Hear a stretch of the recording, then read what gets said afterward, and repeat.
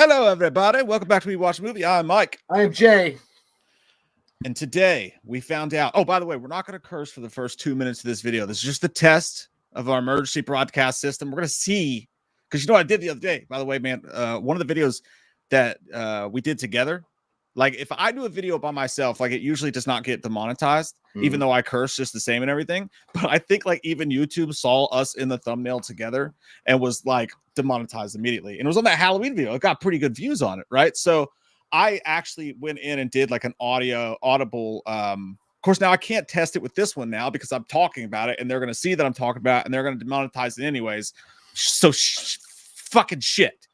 Just fuck it. All right. Next time we go live, we are not going to curse for the first 2 minutes. Because what I did was I did a review, I asked for you can sign up for this thing where you ask for a human being to review it. And they came back. And even though we cursed throughout the video, we didn't curse that much at the beginning of the video. So they actually came back and they were like, congratulations, your video is monetized again. And I was like, oh, we're fucking trying this with the live streams. Yeah, I think it was just a bot. Dude. So, yeah. I don't think anybody actually sits there and watches our videos and be like, yeah, these guys suck asshole and cocks. We're going to like go ahead and demonetize them right away. Yeah, there's no chance in fuck they're going to go back through the entire 3-hour live stream, right? Like they'll watch the first 2 minutes and be like, they didn't fucking murder anybody, you know. I don't want to watch the first 20 minutes of our live stream. So why would they want to sit there for 3 hours? I can't do it. I can barely handle the memories of what we do during the live streams. I can't even remember them. That's why we drink apple juice, kids. Don't get addicted. Oh, you could listen to this. Dude, I just saw this. I just watched the news report on it. It's freaking crazy. There's something I don't know. I'm not going to say anything because I don't want to get sued and shit. But during the Kansas City Rams game, did you hear about this case about those 3 guys that were frozen to death? The Chiefs fans. His Chiefs and the Buffalo Bills. Oh, well, this was it must have been a misprint. I don't know because they said Rams, that the Chiefs and the Rams. But anyhow, so this guy had a party. He was a Chief fan, obviously, and he brought his friends over. They were partying, having a good time, and then they left. And the guy that had thrown the party, like 2 days later, the 3 friends that had left were found frozen to death in his backyard. I did see this. These were all like 30-year-olds, like 35 to 38, 39-year-olds, and one of them had 3 fucking kids. It wasn't like these were like irresponsible assholes. So they're doing the autopsy and the toxicology reports, and they're still waiting on that. The police have said that there's 100% not a homicide investigation. The problem is, though, a friend of the family and a 5th friend that was at that party said that the lawyer for this guy keeps changing the story along with the guy. He said because it doesn't make sense. Like 3 grown-ass men walk out your door. This is what the guy said. The guy that threw the party. He said the last thing he remembers was them walking out the front door, and then he passed out on the couch. And then he said the next day he stayed in and he didn't go out because he was hungover. And then the following day he works from home, so he didn't have any need to go outside. But listen, here's where it doesn't make any sense to me. You're telling me not one fucking time throughout the day that you had to work from home. I understand that, but you didn't go out past your windows and look at that house. You didn't see anything. You didn't like peek over the, whatever, just by passing. And second, he says that all 3 of the guys that died were close friends with him. So you didn't get a text message, a phone call, a Facebook message from any of his family members that were looking for him, any of them. And you claim to be one of their best friends. And they knew that you were having a party. It just doesn't make any sense. How does 3 grown-ass men go out to the backyard and just fucking freeze to death? Like, yeah, you could get blackout drunk, but that would mean all 3 of them had to simultaneously pass the fuck out and just lay there. It makes that. I didn't read into it that deep. Hang on, I gotta switch my headphones because I got these new headphones and they're not working at all. The father. This article here is the father saying he's accusing the scientist, which is the guy that put on the house party or whatever, that he concocted fucking figures like he's fucking Norman Osborn. I don't think he I don't think he made any like a sinister brew and served it to his friends. I think he ultimately listen, I'm not a lawyer, so I'm not going to get fucking involved in it. But I would just say, what if they all 4 had got together and they were partying or whatever, and maybe they, as a group, decided to do some hard ass shit, like maybe spike their drinks together, and then they wound up taking too much of it, and they all 3 died. And he's just trying to say, I don't want to get in trouble by saying I gave it to him. That's crazy. Did you see this headline that said that? That's what I was just talking to him about. Okay, I couldn't hear you for a minute. Well, there. yeah, it's like I don't think the guy was like Norman fucking Osborn. He wasn't giving him the Green Goblin juice. Like I don't think that happened. What I think happened is they all four might have got together and they decided to do some like fentanyl or some shit like that. I don't fucking know, and put it in their drinks or whatever, or maybe they spiked their drinks, but like as a group they decided to do it, and then they wound up dying. And then he just doesn't want to get like charged with manslaughter because I don't know how that works. Like if you're at someone's party and they participated in like either giving you drugs and shit and they were doing it with you and then you wind up leaving and dying from it, if you're going to get charged in connection to that death, I don't know how that works. So and the father of one of the victims and then the fifth friend that was at the house said that again, the lawyer and this dude, their story keeps changing. So that's why it's kind of weird. And I just don't get into the how could no one have called or texted him, even though he's claiming that he's good friends with all three of them? Well, this Captain Jake Bacchina said that the case is 100% not that's what being investigated as a homicide, which that says a lot. They normally wouldn't come out and say that if there was any chance. They said that based on it's just the story doesn't make any sense. And then on top of that, the autopsy and toxicology reports is still 2 weeks out. So they don't know. I just don't get like, and of course, then the father's going to defend their son, and I understand, but he does have a point. One of the fathers of one of the victims had said, my son is like, he's 36. He's like, he's got 3 kids. He's very responsible. The last thing he would do is go out in the middle of like sub-temperature weather without even a coat on. I mean, and again, it's just straight like these motherfuckers like dropped like a magician shot a lightning bolt at them all at the same time, and then they freeze to death in the backyard. It's just weird. I think of anything, there's got to be, if anything, it's got to be. And I mean, from what I understand, from what I know about it, they did some fucked up drugs and they passed out in the backyard, and they were so passed out they just died out there. But the friend's saying that he had no idea that they were out in his backyard just dead, freezing. That part's confusing. Maybe they were doing some hard shit and they didn't want him to know because they thought he would judge him or something. Again, I don't know. I'm just speculating. Allegedly.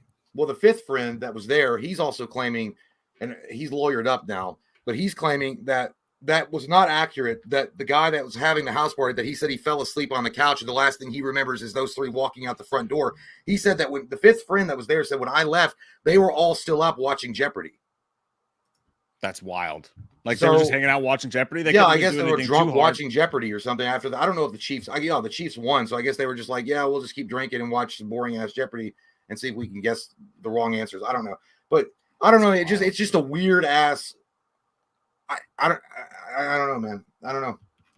That is wild. I just wanted to bring this jovial news since we're still in football season and such. Yeah, thank you, because that is the kind of news that gets me going in the morning. Yeah, and here's another one. There was a guy in New York. There's more. There's more. There really is. It's not about football though. This guys, if you own a gun, don't just shoot people when they pull up in your fucking driveway. Did that happen again? Well, I hate people when they use my driveway to turn around too, and I just want to pee in their face. I fucking hate that shit, especially when they sit in my driveway and like have a discussion about where the Burger King is. I'm just pull in my driveway and get the fuck out. I hate people to do that. But anyhow, this guy in New York, what happened is that these groups, I think it was like 4 or 5 people in the upstate New York, in the rural part of New York, were looking for a friend's house late at night. And don't get me wrong, I get the scenario, okay? It could freak people out. Anyway, it was late at night. And these people in 2 cars and a motorcycle were cruising down the rural part of New York. They pulled into a driveway, which I assume they thought was their friend's driveway. They pulled up, and it was one of those long driveways, I guess. And the guy that owned the house shot a warning shot in the air. It was dark. It was late at night. He was scared. And then he says he tripped and fell. And then the gun went off again and shot the lady in the passenger side seat and killed her. So he was found guilty in less than 2 hours of second-degree murder and a couple other charges. Now, people are trying to argue about it and saying, well, isn't that because he said he was scared for his life? Just fucking tell when someone just say, hey, I got a gun. Who the fuck are you? Like, yell that shit. And then if they don't get out your property, then you blast away. You Rambo that shit. Don't just be like, one shot, bitch, and don't say anything. And then just like, I tripped on a fucking big old dirt mound and the bullet just whizzed and hit her. That's what fucked him. Because, yes, and again, I understand the scenario is kind of freaky. Imagine late at night, 2 or 3 o'clock in the morning. It's a rural area. Like neighbors are spaced apart, like a mile apart. And these 2 cars and a motorcycle, like a fucking Hell's Angel, pulls up in your driveway. You don't know who this is. Like, yeah, you might be scared, but bitch, just stand behind your door with a shotgun ready to go, like in The Strangers. Yeah, the thing is, dude, it's like there are people out there in this world who just want to fucking shoot someone. They just do. Like they wake up and they brush their teeth to it. Like they want to shoot somebody, and when they just get the chance, they do it. I mean, I really prime time, get up and go time. Rallies 199. Yeah, it's like I think that if in those situations, a lot of times I really just think that if it hadn't have been them, dude would have walked in a fucking Piggly Wiggly somewhere and shot someone. I just think that some people are sick in the fucking head, and serial killers aren't cool anymore, so they just wait and bide their time till someone pulls up in their fucking driveway with the Jimmy John's order. Yeah, it's like food comes to you. That's like it's like DoorDash. They could just have DoorDash victims. But no, that's Thor. I know that Thor is just laying around all fucking day waiting to rip someone's neck out. And it's a constant goddamn concern around these. Well, here's the thing. First off, you do it in New York, which is the bluest of the blue fucking states. They don't like guns at all really up there. I mean, even though they have a high gun rate, death thing. But why the fuck did you think you were going to get away with that? By saying that, oh, I was scared for my life and I had a weapon and then I tripped and fucking fell and my bullet shot out of the bullet came out. I don't shoot guns, so I don't know, but I assume it's not as common to trip and just have the gun discharge. I don't know. I mean, I guess it's possible if it's like a 1 in 1,000, like if you drop the gun on the ground and it hits in the right way, but it would be a freak accident. But why in the hell did he think he was going to get away with it? It literally took a jury less than 2 hours to convict him on second-degree murder. Because I believe in the second right and all that stuff, but I mean, at least I would say, I got a fucking gun. Who are you? You know what I mean? Like, not just blast your fucking face as soon as your like eyeballs meet mine in my driveway. But I'm not saying that it's not scary if you just see cars coming up at 4 o'clock in the morning and you live alone and you don't know anybody and you just see these cars coming up. I guess some people say, what are you supposed to do? Wait till they bust your fucking door in and then pull your gun? I don't know. Yeah, I don't understand people, man. I really don't. Like this is, but I really just think that's what it comes down to. Some people just want to fucking shoot somebody, and they're gonna. Well, he didn't look like that kind of guy. He looked like just some like they never do older dude. Like I don't know. Like he didn't look like a killer, but I don't know. I think that he just you can't trust old people. Yeah, you can't trust them at all because they're like, hey, you know, don't trust them and don't go to a restaurant and trust that they're going to eat normally because they don't. After like with my grandparents, they have dentures and shit. Their teeth fall out. It's all sloppy and shit when they're eating. It's the nastiest thing I've ever seen in my life. It'll drive you to shoot someone. Honestly, yeah, it does. I almost shot him. I did. I almost shot him.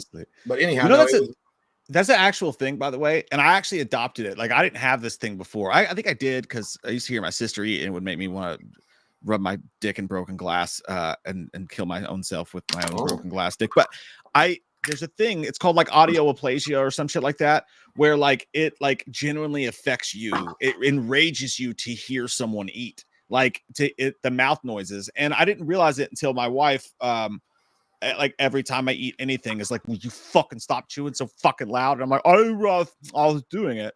So, but I think that kicked it in more in me. So now, like when someone's eating around me, I can always just like my whole being focuses on the sounds that their mouth is making, and it makes me enraged. Well, someone will stab someone in the throat. With maybe they just need to stop fucking eating so loudly. I mean, I don't know. It could just be that. Like if you're chewing like a fucking cow, then people are going to notice. I mean, if you're but it's a thing. It's actually like it's a medical thing. I didn't know that. No, don't justify your fucking violence. I'm just telling you, the fact that I murder puppies after people do it is nothing to do with it. That's a me thing, and it's none of your business, sir. Well, when I cut off those puppies' heads and I shot my wife, it's just because she ate so fucking loud. Don't you know it's a medical concern? Like, I got a wet fucking mouth. I got a wet fucking mouth, dude. I can't help it. Like I'm not a belligerent about that shit, but sometimes when I'm enjoying something and I get in the zone, I will get a little bit, you know. You breathe heavy, dude. Yeah, I got it, Jay. You fucking told me last stream. I breathe heavy when I play video games. All right. That's like your thing's not loud mouth. It's just you're breathing really heavy through your nostrils. I think you're breathing through your mouth. I get that too. If I'm over here focused on like writing or something, if I'm writing or something, and Katie be like, "Are you fucking okay?" I'm like, "What are you talking about?" She's like, "You're like." Yeah, and I guess I never noticed it until Cody pointed out because I guess you guys have played Madden. He's like, "Dude, listen to Mike when he plays." And then I started noticing. I zeroed in on it. I was like, "Oh yeah, you do it." Yeah, well, fuck you both. Well, fuck you and die. How about that? How about you just calm down, Mr. Mouth Sounds make me want to murder people. Holy shit! It's true though. That's true. It does. Just breathing's not as bad, but I bet I do that at the gym too. Now it's got me all fucking freaked out about it because I can't hear. Like I have the headphones in the gym, and I'm probably like, Well, everybody's breathing hard there though, so I'm sure it's fine. Yeah, and they got the music up and shit like that too. I bet so, it just smells like a wet fart in there with everybody's bad breath and shit just floating around. It just smells like feet mostly. Good. But yeah, I don't know. We're all pieces of shit and we're annoying. The worst noise I ever do is the way my sister used to eat fucking sandwiches, because she'd like click it on the roof of her mouth and she'd be like, yeah. Fucking, it's like, why don't you use something in your stuff? It's a dick. Swallow it or spit it out. Stop fucking clicking. Jesus Christ. It. My older daughter eats loud too. She's like, oh. I'm like, fucking stop it. I swear to God. I speak to people like that. I don't know. I usually think something's wrong with them, like mentally. If I see them eating like that, I just don't say anything. It's not illegal to say what I just said. What are you trying to say, man? When I worked at CVS and I'd see people sitting in line waiting on to pick up their prescription, and they'd be like fucking. Like, if you're like a dog with peanut butter in his I'm gonna mouth. give them a sucker when they get up. I'm not talking about if you're like. No, like he's like, no, they would like, no, but they'd be like chewing some shit or like chewing gum, and they'd just be looking around. They'd have this weird look on their faces. Like, when they get up here, I'm gonna give them a sucker. Because I think something's wrong with them. They look stupid. You look stupid when people sound like that, and you look over and you see their fucking dumb, goddamn emotionless, blank IQ eyes, and they're just staring around. Well, I mean, what do you think? What do you think is trying to figure out fucking the Mona Lisa? it's like, I've seen some videos on TikTok lately, and there's be some kids hanging out just sitting in the street, like, you know, teens do, and like some guy walk up try to give him like $5 bill. It's like teens, they say, yeah, as teens do, they just sit in the street in Bangladesh. There's nothing to do. They're just hanging out on the sidewalk. But like some guy walk up and like give him a $5 bill, and they're like, I'm not homeless. He's like, oh, sorry. But what do you think is worse? Like handing someone a dollar bill or like a sack lunch because they're hanging out on the street and you think they're homeless, or asking a girl if she's pregnant when she's not? Like, which situation would you rather be in? I'd probably be in the situation of getting a dollar and not needing it, versus like telling a girl because she's fat, are you pregnant? And then she'd be like, no. Like, oh, well, if you ever are, congratulations in advance is what I mean. Plot twist: the dude that you hand the dollar to is 300 pounds and an ex-UFC fighter. What do you mean? Oh, if he got, are you saying like, is he gonna You're get the one mad? giving you all? No, is he gonna get mad at me? Like, is it a known fact that he's going to get mad at me if I? No, I can't. You're playing a game with risk here. It's called gambling. Because if he's 300 pounds, I can outrun him. I 100 fucking guarantee it. What if he's in good shape, but he just was wearing a big sweater like a Bill Belichick? Then fan? you know what? I would approach him in my car and roll my passenger side window down. You can't down. Change the scenario. I am, because you didn't give me any rules. I still would take my chances with the 300-pound ex-UFC fighter, because at least then I know he's going to get arrested for breaking my fucking face open, versus the lady that somehow it's going to be my fault and it's going to be like some kind of violence on her because she's going to be like, he came over. Like, just 100%. No, I'm not doing that. I'm with you. Because if you explain it to a man, like, you know, he has better reasoning skills, he'll understand that you didn't mean it and you were being nice. Women, you don't have that. Well, I don't know what you're supposed. I mean, yeah, okay, that was a joke, by the way. You didn't. That just went right over. If some chick is like really large, and someone was like, "Oh, how far along are you?" And she's like, "What do you mean?" And that's what I'm saying. I'd mid-step change that shit. I was like, "How far along are you in the newest book that just came out by James Patterson?" It's like, it's called Homeless. It's like, yeah, it's a great book. I didn't know. No, dude, I look like bananas to everybody in the street. She was like, this is not a you thing. You just met me. I was like, yeah, but you look like you enjoy James Patterson and Patties. Yeah. So I don't have any friends. I'm just trying to make conversation. Excuse me for fucking trying to be social. What you fucking homeless looking piece of shit. I look homeless right now. No, not you. The guy in the scenario. Oh, I thought you were talking about the lady. No. I'm talking about the guy or the lady. Yeah, the lady, like I said, women don't have reasoning abilities, so they're not going to understand that. As a father of two, I completely understand that. Yeah, I'm kidding. It's a joke. I don't want to be Weinstein. And they're like, oh, believe all women. Fuck you. You're the asshole. You're the aggressor. You're going to jail for 55 years. Like, what? I just asked a fat chick if she was pregnant because I was totally confused. You say it just like that, too. They're like, oh, yeah. No, he definitely did it. That fucker did it. That's how I defend myself in court. I fucking act like goddamn Kurt Russell and Tango and Cash. Like, listen, this fucking sucks. I didn't even do nothing. You don't know shit. I was just trying to go to the library, trying to give a homeless guy a potato. Hey, Genie Bar, what's up, dude? First super chat of the night says, I'm 35 on the 28th, but no kids, so I'm aging well. Hey, good for you, man. That's young. as a 34-year-old myself, I know how young that is. We're very young, virile men, and as long as you're waking up with a heart on, I think everything's going to be okay. Hey, Mike, means your your dick still balls are works. showing. Bumblebee too. No, yeah, I'll be 40 in February, and I don't have any kids. I couldn't imagine it, dude. I personally would be like, one's coming.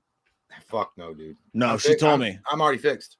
Her and I had a Morgan Nope, Freeman. I already had the step. Nope, that's not what happened. Yep. She called the other day and she was crying, and she asked if I could go sit in a diner with her. And we sat down, and I was like, "What is this about? Just get to the point. I have things to do. I'm a detective." And she was like, "I'm with child." And I was like, "Listen, you should have an abortion." Yeah. So I don't know if she's going to listen to me. I can't wait. I can't wait to go ahead and file those court documents called the divorce papers. That was a bad timing. Hello. It was a terrible. Yeah, it was quoting True Detective. That was a skit. No, those I didn't mean any. Those were all words that I was reading off of a teleprompter. That maybe she wouldn't know about it. Was a script. Keep talking about it. Good night. I love you.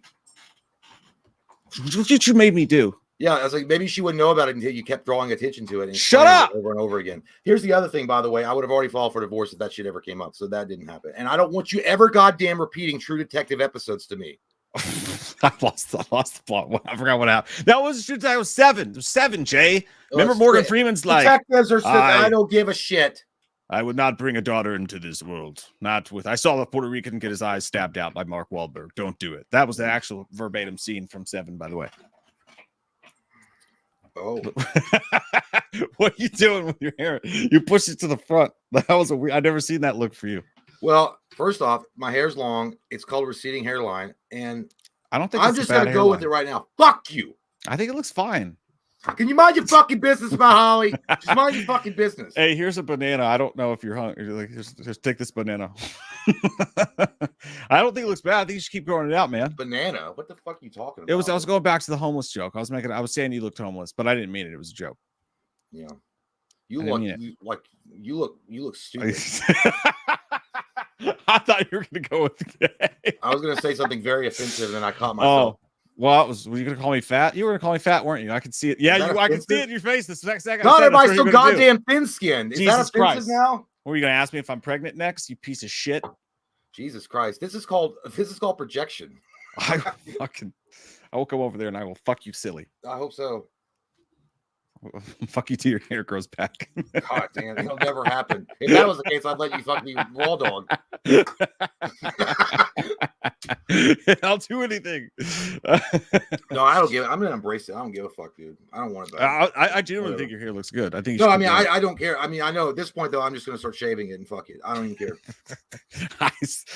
So when you shave it though, like you'll be fine because yours in the front. If I shave my head, I would just have a giant hole. It would look like when you looked at a globe from far away and like the water areas of the map, it would just be like the balding spots. I look like that kid. I look like a guy that would be in a comic book shop like for an opening of a movie, and it would be about like some kind of like really depressed, angsty guy, and like the opening song would be like "Cut my life into pieces," and then me getting thrown out and beat up in an alleyway or some shit. Like that's what it would be. I look like that. Oh, this is not really a good hairstyle. We lost the plot. I think you got something going there though with the hair. I think you should keep growing out. You look kind of when you pushed it forwards for a second, you look like Matt Skiba a little bit for a second there. Like today, Matt Skiba, it's just the singer of the greatest band in the world, next to Blink-182. It sucks. I don't like it. Shut up, Dick. I did want to say that Lee the Machine Bowers is a very sweet and kind person. Hey, Lee. Drop this super. I almost said generic. That's not what I meant, Lee. I meant generous. I'm having a stroke. Generosity is the middle name of Lee. The first child be a masculine child. Sound like Cthulhu coming out of my stomach. Semen will make you burp. Hey, sexy fellas, happy Wednesday. Next skit idea: Dr. Loomis as Billy Madison, Dr. Chalice as Principal Max Anderson on Valentine's Day. Dr. Loomis gets a Valentine's Day card from Chalice. Love you. That was. I'm putting it together in my brain. And Principal Max Anderson. Max. Oh, okay, I get you. Oh, Max. Yeah. It's been a while. It's been a while since I've seen Billy Madison. But I know. I remember what you're talking about. Yeah, that'd be fun. Yeah, you got a winner there, Lee. He's got a winning face. I like You the could way do it's that. put You could probably together. do that. Like you could probably do that skit in probably like 15. You always like these ideas would take like they literally would take 5 minutes, but the setup on these shots takes so fucking long. That's the problem. Like it takes like a half hour to set up everything, and then it's like a 5 minute or 10 minute thing, and then it's like okay. But you Yeah, also got to film so much shit too, and then you got to edit it all out, which isn't good. I was like love just to watch like what if we ever did a live skit like a live like a live skit. yeah, dude, that would be funny as fuck. Actually, there was one time we put it on our Patreon. We filmed the entire behind the scenes of making the skit and put Oh it yeah, all up that's there. right. Yeah. And it's a whole lot of you can tell exactly why it takes us so long to make a stick. It's like, hey man, you want to go smoke? It's like, yeah. It's like we filmed Yeah, that's true. like Katie's holding the camera. She's like, you filmed one fucking scene. Yeah, and we deserve a break. We're tired. You know, yeah, you can also see how fat and out of shape we are too, because it's like we run around like, all right, let's take a break for a second. I just smoked 10 fucking Marlboro Lights and had 7 Michelob Ultras. I'm gonna fucking die. Yeah, and like I think someone's always asked us like, we ever had the cops call on us? Never, and but I'm shocked because we do a lot of crazy shit, and the fact I don't know how it would go for us if the cops just showed up and we're drunk as fuck and we're trying to explain that we're filming something very violent, and they're like, these motherfuckers making stuff films or something. Dude, like, I read the funniest fucking thing. The singer Eve Six wrote this article. He was like, so we're partying one night, we're partying really hard, and he was like, he's like, we got this bright idea in our minds to play. Yo, what time's the show tonight, dog? I'm sorry, what you say, dog? Rabbit, you actually gonna freestyle tonight, or you gonna? You ever thought to stop living down here and try to live up here? You know what I'm saying? Hey, your mom got any of that spaghetti left over? What? Don't choke. Don't choke. Jay's getting ready for the show live as we speak. No, dude. No, I was thinking Chris Hemsworth. Remember that one scene in Avengers Endgame when he's sitting there like that and he's got that jersey on or the hoodie on and he looks like he's fucking in 8 Mile. Like he's sitting there and he's like, what's wrong with him? He's like, he feels like he failed. But he looks like fucking Eminem. He's like he's all sultry and shit. I don't know. He's about to write the Rigger album. What was I talking about? No, he's like the Koski call. He's like my friend John or whatever the fuck it was. He's like, he answers the door with a lemon. They were playing a game to see who could hold a lemon between their butt cheeks for the longest time. So it's a bunch of dudes hanging out with lemons stuffed in between their butt cheeks, trying to clench their butt cheeks to hold them on. And he's like, nobody knew it was.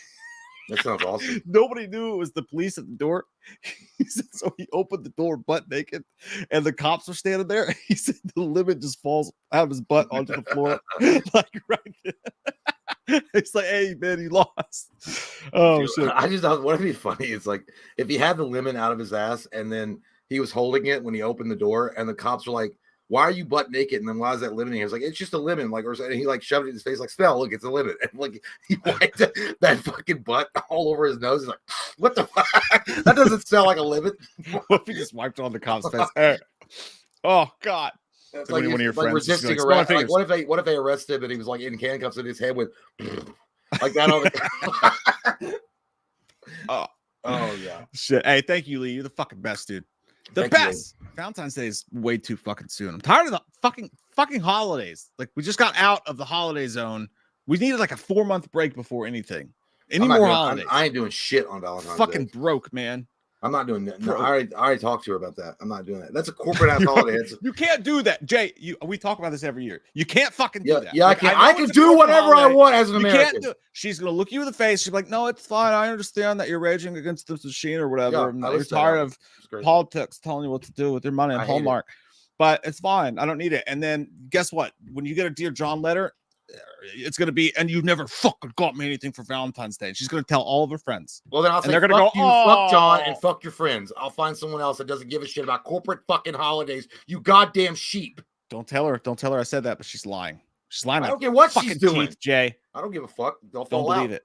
Then her pants will catch on fire. You lie like that, it's gonna happen. There's consequences. Yeah, I'm not gonna get you anything for Valentine's Day next year. I didn't say it like that. I'd be like, bitch, I ain't get you shit. No, I mean that's what you would say after she said that. I was like, I'm really trying to save up money, honey. Like my mom, she's another tummy tuck. I just really think they're hard. And then someone asks, "Hey man, what happened to your wife?" He's like, "Oh, she's dead. She got hit by a bus. She's dead." Yeah, I made her a corpse ever to give to the planet. by the way, I will say, Get some fucking chocolates, you speaking fucking of Paulie dummy. Shore, just because we did quote a quick thing, he is going ahead with that. Rich, that's a real thing, dude. He's actually going ahead with it.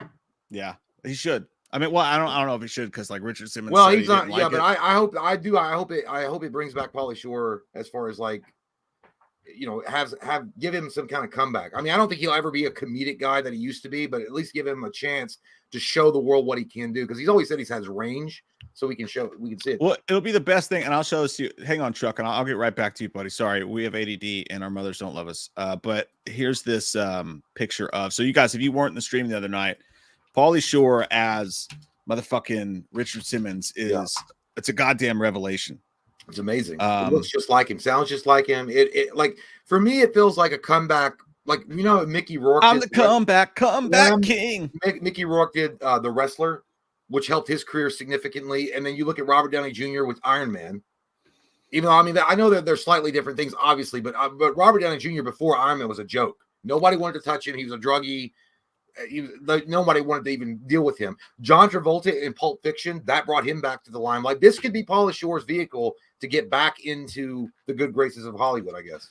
I mean, I feel like Paulie is like in a box though, man. Like he's got Paulie Shore. It's like with the and then like Richard Simmons. But like, is there a third layer to that tortilla? I don't know. Look at his hair. It's a chia pet come to life. But I'm saying, I will say, listen, I will say, I think Paulie Shore has got a chance to. I mean, I think that he's got the same kind of vibe that Jean-Claude Van Damme had. Jean-Claude Van Damme was in a box, and like everyone said, you're this guy, you're the action guy. Yeah, of course, there's a lot of drugs fuel attitude that he had, but he's like, I wanted to do all this other stuff. I feel like Paulie Shore, I mean, dude, he wrote a trend, and he's talked about this before. He was really young, he got rich really quick, and he made some bad decisions, and that could happen to anybody. Yeah, he had a lot going for him, and then it burned out really quick. You know what actually set him down on a path of destruction as far as his movie career? In the Army Now, which I didn't know, because I love that movie. That movie apparently bombed him with Hollywood because it didn't make any money, which I thought that was one of his funnier movies. But because he was coming off like stuff like Son-in-Law and like Encino Man, and they're like, this guy's bankable, like he's on MTV, he's got this vibe to him and his charm, but that wears off. But I feel like he's sort of a Dane Cook scenario, really. Like even though Dane Cook did a bunch of personal stuff that added to that, like dating 12-year-olds, but like I think that allegedly, but like no, that's actually they're married. So that's actually a fact, but she's not 12. You know what I mean? I don't know, dude. I don't see it like Mick. And to that respect, though, like Mickey Rourke, I was gonna say, yeah, but what's he gonna do next? Like, okay, that may bring him back in good graces. What's he gonna do? The sequel? No, Richard Simmons still sweating. No, still sweating. The third one's called Moving to the Oldies. But no, listen. No, I'm saying it could showcase his ability to act in more than just a comedic role, and that could maybe give him opportunities to be in more serious. He's gonna do a biopic about Chris Kattan. No, I mean look at Robin Williams. Look at Jim Carrey. Those guys were in boxes all their careers.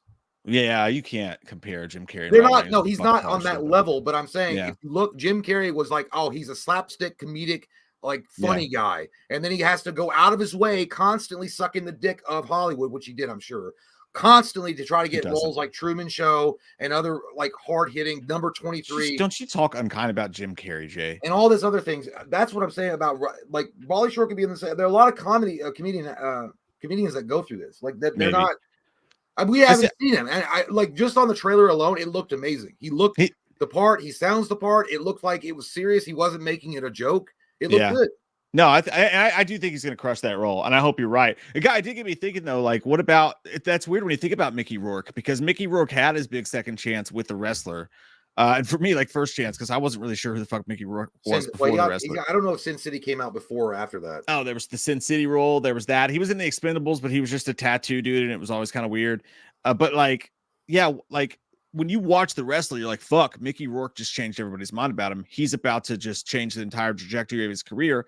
And I think he added a great thing to his career. But I mean, I'm pretty sure he's back to doing like, you know, no offense, but he's back to doing like Eric Roberts pictures. Well, I think you get like given an opportunity, and what you do with it is up to you. Like if you get given a second chance and you get the opportunity to do something better and you decide to go back to your old ways, that's on you. That's not on anybody else. Yeah, and also like, dude, he does too much fucking. He gets too much fucking work done. That dude looks weird. Well, yeah, Like yeah, he definitely looks like melted plastic. But I will say the Mickey thing Rourke about is fucking scary. yeah, he looks like he looks like a freakish like Ken Barbie doll put together Yeah, with just different get parts. old, man. Just But get fucking here's old. the thing: doing indie movies is fine. Like if he's got the money and the freedom to do whatever he wants. Ryan Gosling prefers to do indie movies, and he's a great actor. So does what's his name from The Jacket. Uh, Adrian Brody. Adrian Brody. He's Yeah. awesome. Like I'd love to see Adrian Brody in like a huge movie, like a Joker movie. He'll never be in it because he doesn't want to have that kind of pressure on him. Yeah, you guys are right. By the way, he did do. You can't forget fucking Whiplash. Mickey Rourke, Iron Man 2. You're right. It stays. I want butter. I want butter. He's like, all right, you want a bird? I'll give you a bird. Yeah, that was way too much Joker. But Chris, well, what's that guy's name? Chris. It's him. I want to say Chris Hardwick. Fuck me, dude. Seven Psychopaths, Moon, fucking the Poltergeist remake. Sam Rockwell. Poor guy, Sam. How do you have Sam Rockwell in a fucking Poltergeist remake and you you lay a turd like that? Sam Rockwell's career was fine. Like he had already been established as a great actor. It was just a bad movie. So I mean, it didn't affect him. No, where I was going. Fuck, I forgot where I was going with that. I was going somewhere different with that. No, because he was in that movie. He was in Iron Man 2. He's underrated. Well, Iron Man 2, you know, and a lot of people get pissed off about it. I don't think Iron Man 2 is that great. I mean, it's a good movie. It's a good movie. I think it's lackluster in a lot of ways. I mean, coming off of Iron Man, of course, it was going to be a shadow of what Iron Man was, but I feel like Iron Man 2, pretty shallowly like written overall. I don't think it was like as amazing as everyone else was trying to sell it to be. And Mickey Rourke's part in that was fucking poorly ass written, bad written. Like it was rushed. It was. I thought you were going to go with the fact that because like in my mind, everybody hated Iron Man 2. Like not as much as Iron Man 3. They're staunch fans of it. Like Marvel did you know wrong. Right. Oh yeah. No, I thought Iron Man 2 was rather like mid received by people, but I love Iron Man 2, dude, because like you're not wrong at all. But like I love Iron Man 2 because I think Iron Man 2 did the drunk Tony Stark better than anything else did. When he has the Galaga thing at his house and him and Rhodey fight and all that shit, and his shit's really breaking down. I thought that they showed drunk Tony Stark in a way that they had never had the balls to do that before or since. In Marvel. I liked that inclusion in the movie, but the actual comic arc of when Tony Stark had to be like when he was dealing with his alcoholism, it was a lot deeper than that. Yeah, and it was a lot longer than just that 5-second thing they did. I feel like it would have been a lot better received, and I think it would have been an actually really cool thing if they had this starting in Iron Man 1 and maybe having the culmination of this alcoholism taking him over, maybe in the Avengers movie where he is like trying to say he's drunk and he's in the suit. And, you know, I'm not saying like I want a whole fucking like, let's go get the AA thing, but a lot of people struggle with that kind of shit. And I think that would have been a really cool moment. Like maybe the other Avengers are like, what's wrong with him? He's like, he's fucking drunk. And, you know, I think there could have been a cool, there was a missed opportunity because what that does, shit we missed out on. Yeah, well, that makes him more human. That makes him more relatable. He's not just some billionaire guy focused on all of his goodies and all the fake titties that he can buy and lick on, which is always great. We understand, but that makes him so much more human. And again, I would have introduced it in small parts, starting with Iron Man 1, where he starts drinking to handle. They did a little bit of that too. Yeah, but they didn't do it enough. Like I mean, and then Iron Man 2, he's a little bit more third, getting there. But the third comes after the Avengers, was really now he's hitting the bottle. The third one, and then when you get to like maybe Infinity War, and he's like it's drunk fucking nothing, like and he's like trying to save the day, but he's too drunk to get off his ass. Imagine this, man. Like I think that's like God. This just unlocks so many like thoughts. But like, imagine if they had the balls to do that. Like I think that's what we're missing. And I'm also thinking to myself, yeah, Marvel's super successful. And what they did with the first Infinity, the first like 17 chapters or whatever the fuck, what ended with the Infinity War, what they did with that was amazing. And it was awesome. And it was as good as it's ever going to get. But even then, like, was Marvel really making, was Marvel and Kevin Feige, were they really that smart and special and doing something really on edge, or did they just have the coolest fucking stories in humankind to tell? And if someone just told them halfway mid or halfway decently at all, it was going to be a fucking banger. What'd you just do? Did you just talk to the hand me? Yes, I did. Talk to it and taste it. Shut the fuck up. Shut the fuck up. Shut your mouth. Just shut your mouth. Just shut your mouth. Erroneous. Yeah. Well, yeah. I don't think they. I don't like. They did a decent enough job with his PTSD. They did tackle some adult issues that people have to go through in Iron Man 3.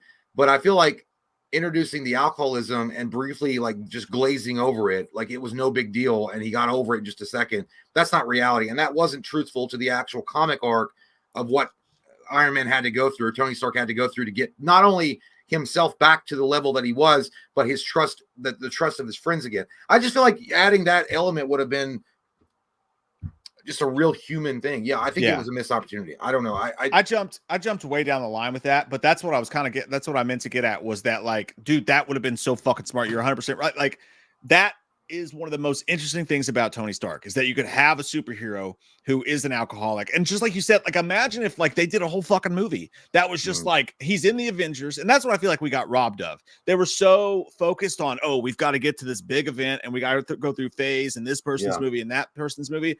Like, how cool would it be to just like watch a standalone movie that was about Iron Man, but the Avengers were in the periph and they were fighting and shit, and he would just show up fucked up and drunk. That's and, like, what I mean. Up, and like they really had to like to fix this problem. Imagine getting that instead of fucking Avengers 2. Like, I think that would have been so been much more interesting.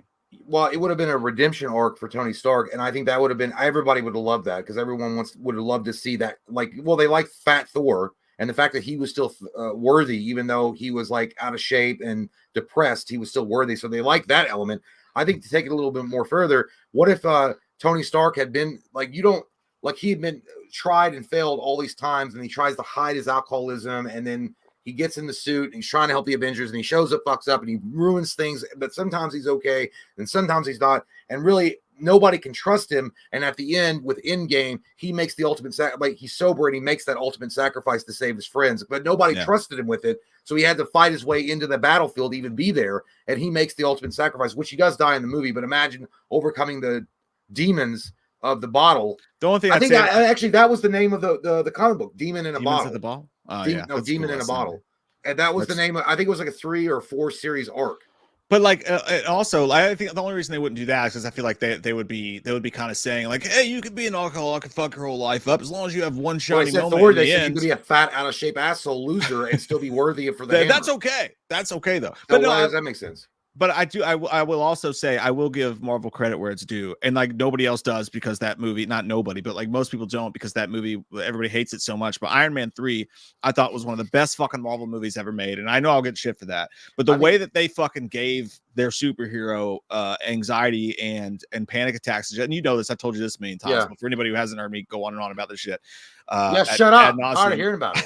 The fact that he has panic attacks several times through that movie and deals with it, and it's directed by the Lethal Weapon director who just does such a good job of shit like that. Even though they fucked up the storyline with the Mandalorian, not the Mandalorian, the Mandarin, and all that shit, I adore fucking Iron Man 3, and I think it was one of the most adult films Marvel made their entire time, even though it had a bunch of dumb shit, and Guy Pearce was terrible in that fucking movie, and not terrible, but he was just Jim Carrey in Batman Forever, right? I feel like same thing. I didn't mind. I feel like Iron Man 3 handled the PTSD of Tony Stark pretty well. I feel like overall, the reason why that movie suffered, it had unlikable villains, poorly written overall script, and it felt like a plastic cup with a hole in it. Like, it didn't feel like it was complete. It felt very skeleton to me. Well, even more so than Iron Man 2. Like, Iron Man 2 was a bad movie, but at least it felt complete. It was a completed bad movie. Iron Man 3 just felt like an incomplete skeleton ass movie.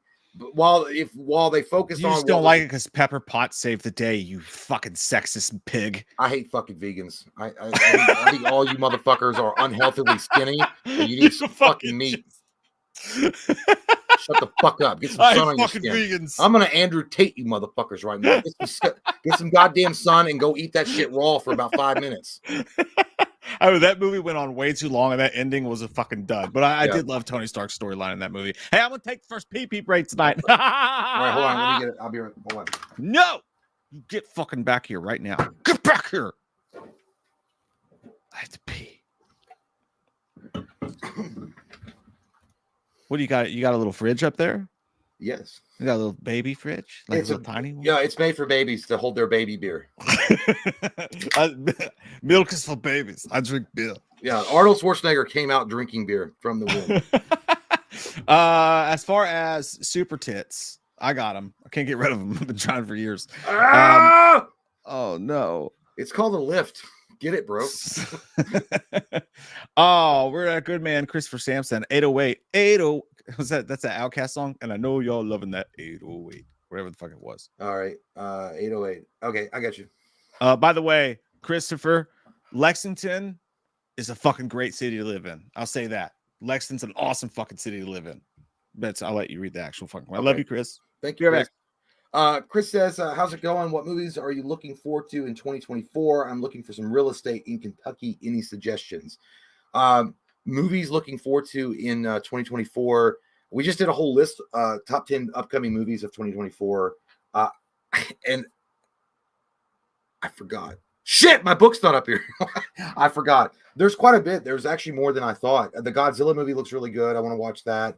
The Deadpool 3 movie, I think that's going to be stellar, especially since it might be Ryan Reynolds' last movie. There's actually a few Ghostbusters, obviously. I think that's going to be good. It's not going to be great, but it's a Ghostbuster movie. And as far as like a real estate in Kentucky, well, yeah, Mike's not wrong. Lexington's a good place to go. It's a small town, but there's like some city elements to it. Louisville's terrible. Don't go to Louisville. That shit is crime ridden, and it's just not a good place to go.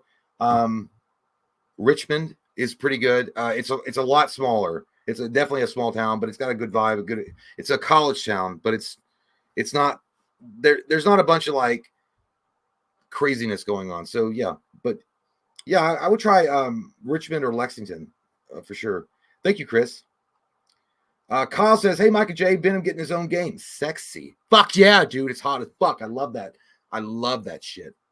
I knew that was going to happen, dude. Everybody raved and raged about how badass and cool it was to play as Venom in Spider-Man 2, Insomniac Spider-Man 2, by the way.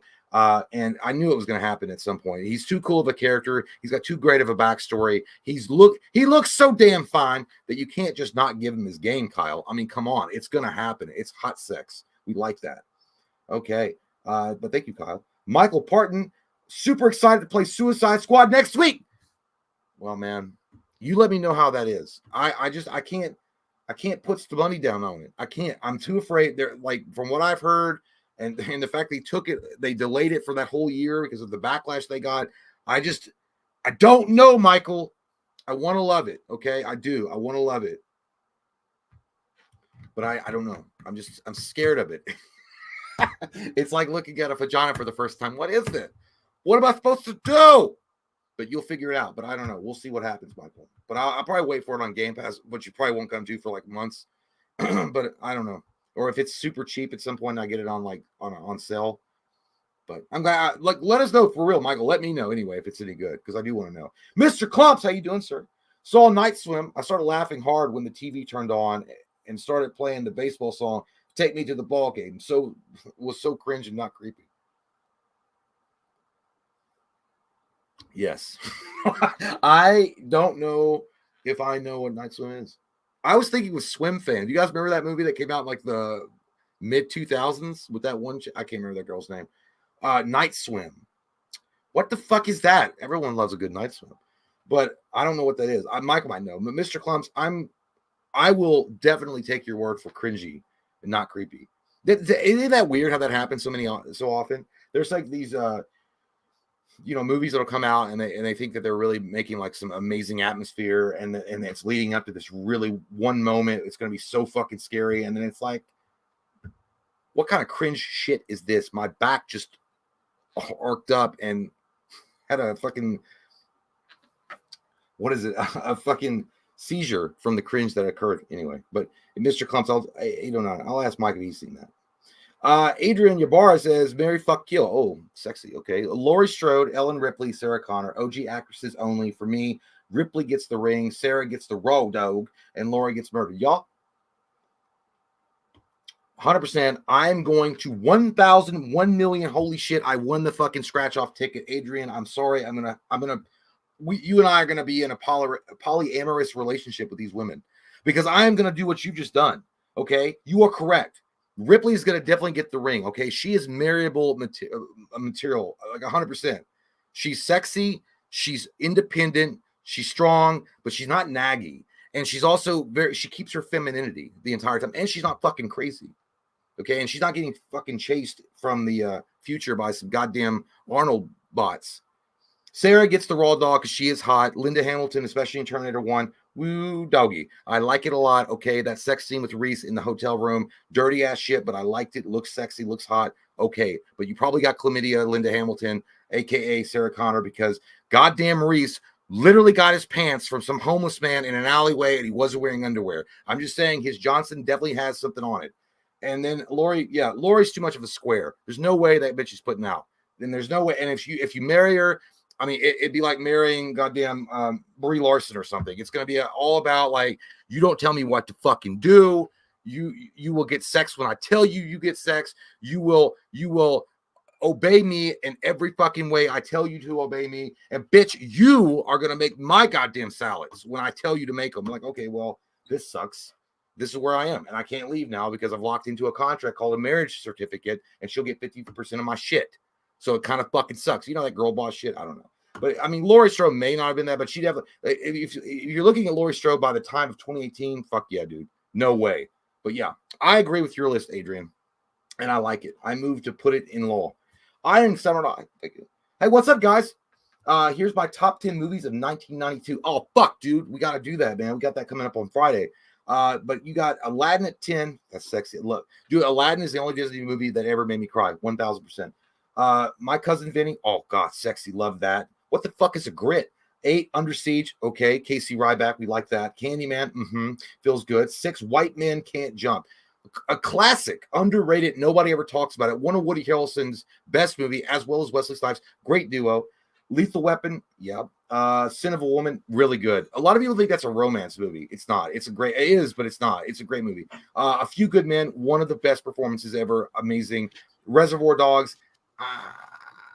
Okay, it's in your top 10, top 5, but Unforgiven, dude. Yes, Unforgiven as your number 1 for 1992. That is a must.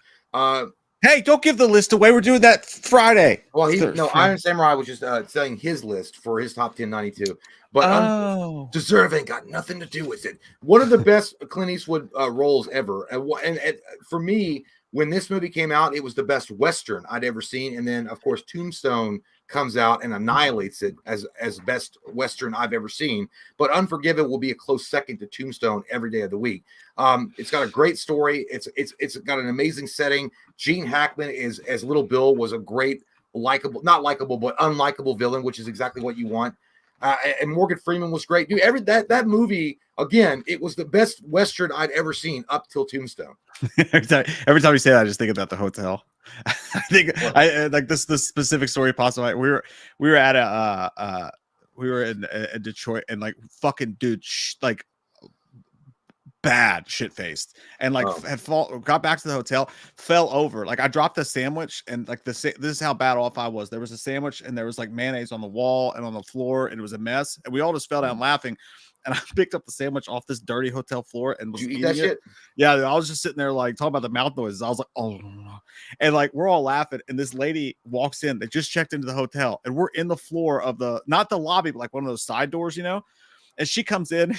And they're like stepping over our drunk asses, and she's I was like, hello, welcome to the Marriott, enjoy your stay. And she goes, she steps over, she goes, this is a Baymont. She corrected me. He's like, is this a Baymont?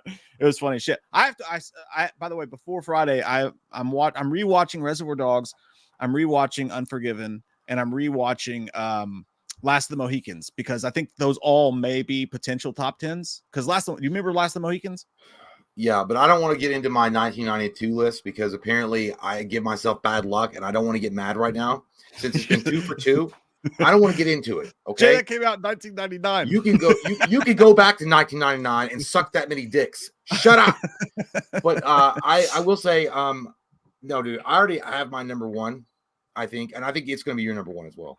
But it doesn't matter but there's a lot. I got to go through a lot, but I will say Unforgiven will definitely be on the list somewhere because again, dude, like it's the last great performance by Clint Eastwood as a cowboy in the Old West I've ever seen. It just really is. I mean, and he looked great and he sounded great, and the relationship between him and Morgan Freeman, even that kid that was trying to be a badass with him, and he's like, I can't see, Ned. I can't see because I ain't never killed like you before. I ain't like you, Ned. And he's like, that's real good, kid. Like there's I gotta just rewatch it. I don't remember shit. dude, about it's that so movie. fucking dude, it's amazing. And then he goes, you better bury Ned right, or I'll come back and kill every one of you sons of bitches. Dude, I saw that in theaters when I was fucking 7. That was crazy. Well, it's a great movie. And then there was that's for 814. So great list, Iron, really good. And then I haven't seen it, but I think Clumps was Mr. Clumps said he was watching Night Swim the other day, and it came across as cringy rather than creepy.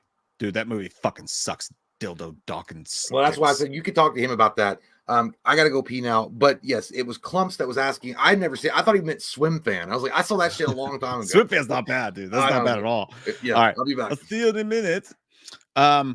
Yeah, dude, Night Swim. I put the whole review of it, and like there are spoilers in it, but there's warnings. But you should watch it because you don't have to see the movie. It's that's one of the worst movies ever. Night Swim is one of the worst, most atrocious, embarrassing things that Hollywood has ever put out in all their years. It's that fucking bad. Like, what an absolutely insulting fucking movie to release to people and be like, "Oh, you should watch this shit. You should pay $10 for a fucking ticket." Fucking terrible, laughable. Like it's worth a laugh, maybe. Jesus Christ. Well, Willie, what's up, dude? You drafting a fantasy football team. You drafting a movie fantasy football team and need a quarterback. 3 still on board. Paul Crew from the Longest Yard, Shane fucking Falco, and Willie Beeman. Who you got? Oh, man. My name is Willie Beeman, and all the ladies, they're creaming.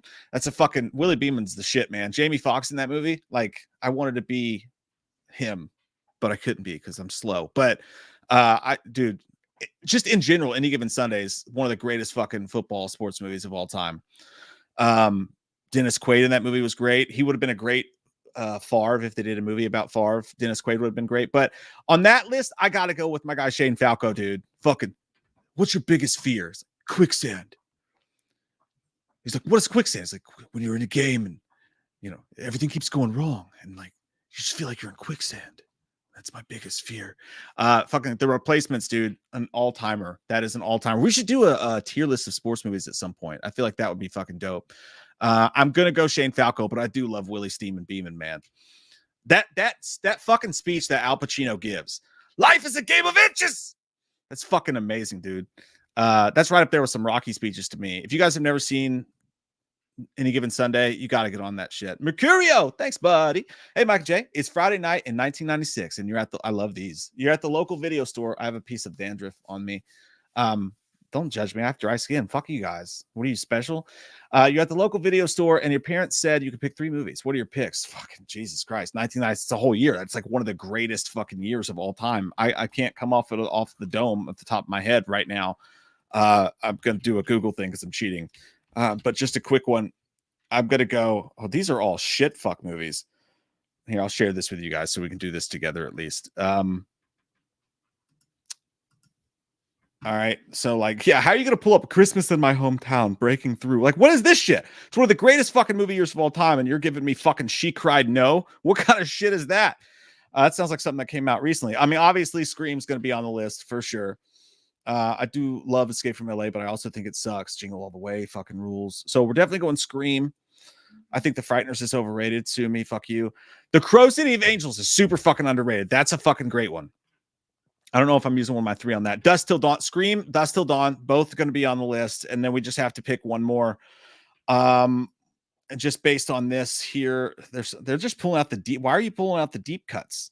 Fucking Biodome, dude. Oh, Biodome or Happy Gilmore. Fucking Sergeant Bilko's great. Celtic Pride's underrated as shit. Now we're into the comedies. Twister. Oh, fuck yeah. We're done. No, fucking Broken Arrow's in there. Shit, The Rock is fucking in there. God damn it, 1996. Oh my God. I'm going to have to go Dusk Till Dawn, Scream. No. Scream, Broken Arrow, and Twister. fuck, it hurts my ass to do that. How dare you do that to me, Mercurio? When we get to the 1996, oh, sorry, Jason, I had you muted. When we get to 1996, dude, that is going to be a fucking shit show. That's going to be impossible. Why? I'm in fear because there's so many good movies, dude.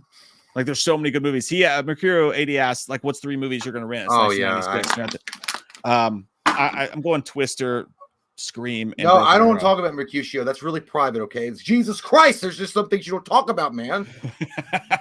So did you come or what? God damn. Oh, in the name of sex.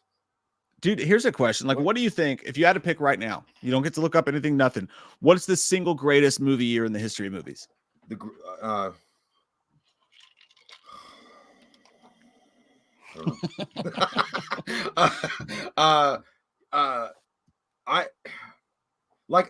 Okay, so I was born in 84, but I don't really count that because I was like a kid.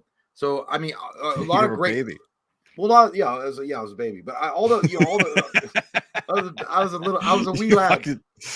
But no, yeah, like my favorite movie of all time is Ghostbusters, which came out in 84, but I don't remember growing, you know what I mean? I'll remember like brief like flashes, like I was on an acid trip of what happened in the 80s. So in the 90s is where I'm going to be focused the most on. So I would say mid to late 90s is so I can narrow it there. So anywhere from like 95 to like 99 would be a period of time where the best movies for me anyway that came out. 100%. So if I had to pick one, 1998 had some fucking bangers, dude. 98 has some badass stuff in there. Like I think that's when Armageddon came out and like all those big flashy ass Michael Bay ass productions. I don't know, when did Independence Day come out? Didn't that come out in 97 or 98? Independence Day 96, another 96 film. I'm starting to think maybe 96 should be my answer. I'm going to say 95 just because I looked at 96. I've always just, in my mind, 95 has always stuck out to me. But like, I think that I do think though, like, I think people will probably shit on this because like, dude, the 70s, like the golden age, all this shit like that. Yeah. I think the 90s is the best decade for movies in history. Also, you look at like 98, 99, it also had like shit like, and I know some people are like, oh, whatever, like they're gonna roll their eyes. I'm like, stop fucking drinking, you're drunk. But I mean, look at stuff like House on Haunted Hill. By the way, you're perfect. Don't fucking change the thing. You look fucking perfect. You shut the fuck up. I love it. I'm dead ass serious with you. I'm not even joking. I think that's fucking awesome. Now I'm gonna start being that drunk stepdad that comes home. Don't change a thing. You're doing House great. on Haunted Hill, The Haunting. I wish that movie actually sucked ass. Never mind. But they also had like Ghost Ship, which I think it was 2000 though. But yeah, that was 13 Ghosts. Sure. Yeah, but dude, there was like something in like from 98 to 2000. Like there was just like they all were like in the similar like vein, but they all like of a type of movie, but they were all fun. They were all just fun movies. Yeah. I think the 90s has the best music, and I think it has the best movies. Fuck you, 80s. Suck a dick. Well, no, I mean, I still think the 80s is great. I mean, just looking at all the movies that were coming out, all the great songs that came out of it, but I just I grew up, but in the 80s, but I didn't really grow up in the 80s. You know what I mean? So maybe it'd been different if I was like 16 living from 1983. You know, that might have been amazing. Like, would you take the 80s musically over the 90s? You probably would, wouldn't you? Well, I mean, I don't know, because I love Spice Up Your Life. So I don't know. So the Spice Girls? Yeah. Tell me what I want, what I really, really want. I thought their music was kind of catchy and they were hot as fuck. So I don't give a shit. Sometimes they were, yeah. That music video, they were such fucking assholes. Like Ginger, I'd be like, I don't want to be your girlfriend. Ginger was hot as fuck, dude. Best looking one by far. Everybody was like always focused on Baby. Everybody was focused on Baby Spice, but Ginger Spice was fucking hot, dude. And she used to be a Playboy. Yeah, well, that's actually negative, really. No, it's not. She just spread her fucking cheeks for fucking Playboy magazine one time. Like under the name Mike like, whatever. She needs some money. Don't mean nothing. Dex Tootin. By the way, I gotta start. We're bringing up some great things in here, and I really got to get into the chat on the YouTube side of things and start putting some of these in the polls. So I'm gonna put that as a poll question. But in the meantime, if you want to read Rootin' Tootins, I will add that poll. Well, crush my toes and call me Stubby. It's my favorite crime doing duo. I heard old Popcorn Sutton left a couple of jugs of shine near my neck of the woods. You want to help me look for it? Fuck no, Rootin' Tootin'. You don't know goddamn what you do out there in them goddamn woods to our buttholes. You all fired up on that goddamn heroin and that moonshine that you swipe from little old lady Lillard down the street. I don't know what you're into. I ain't gonna go look for it. Now, if you find it, we can try to find a buyer for it. Otherwise, Rootin' Tootin', I'm gonna have to decline your Christian offer. Yeah. So just because an offer says Christian in front of it doesn't mean it's safe. You know Trust what? me. I was doing the written to wee wee, and then it went into like that that Georgia drawl. I Now, can feel it in my I don't plums. know how you boys do it up here in the north, but down here in the south, we take criminal proceedings very, very seriously. That was very Kevin Spacey. Hey, did you hear, by the way, Kevin Spacey? Thank you, Rootin' Tootin' He's gay. I can't believe it. No, did you hear he's doing a fucking Comic-Con appearance? Both Kevin Spacey and Alec Baldwin are both doing Comic-Cons. They're going to start. I wonder what he charges for a little one-on-one time. Everybody in the comments is like, keep your teenage boys away. I'm like, all right, that's a little fucked up. But he was technically Kevin Spacey was cleared of all fucking charges, all right? He was. I'm not getting involved in that shit. Like, I know that it was weird that Kevin Spacey, after he got accused of what happened or what the actual surrounding case was, then he comes out as a closeted homosexual, and now he's finally free to say it. I don't know. It just seemed a little coincidental. Like, it just lined up. The stars were perfect. I mean, listen, no one's got that lucky with the fortune cookie prediction ever, and he got it just right. Are you thinking like it's like a Scream 4? He's like, you can't kill me, I'm gay. He's like, if it helps.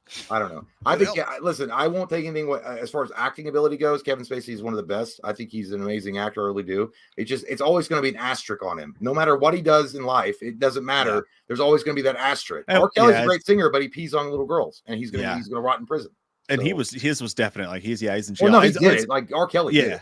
But and that's one of those things. It's like, was Kevin Spacey cleared of all the charges? Yes, and we all know that he was. And by the way, that's doesn't happen a lot. Like he was cleared of multiple different charges, but also where there's that much smoke, probably fire. So nobody really knows. I don't know. But did he get? I thought he got cleared only in England. I didn't know if there was a pending case in America that he's going to have to face. I don't know. I know that all the ones so far he's been cleared of. So who knows what that means. I don't know. I mean, it is what it is. I don't know. Yeah. I think Kevin. Would I like go and like meet him? Yeah, I think it'd be cool to meet him. Yeah, but you get shit for it. Like, what?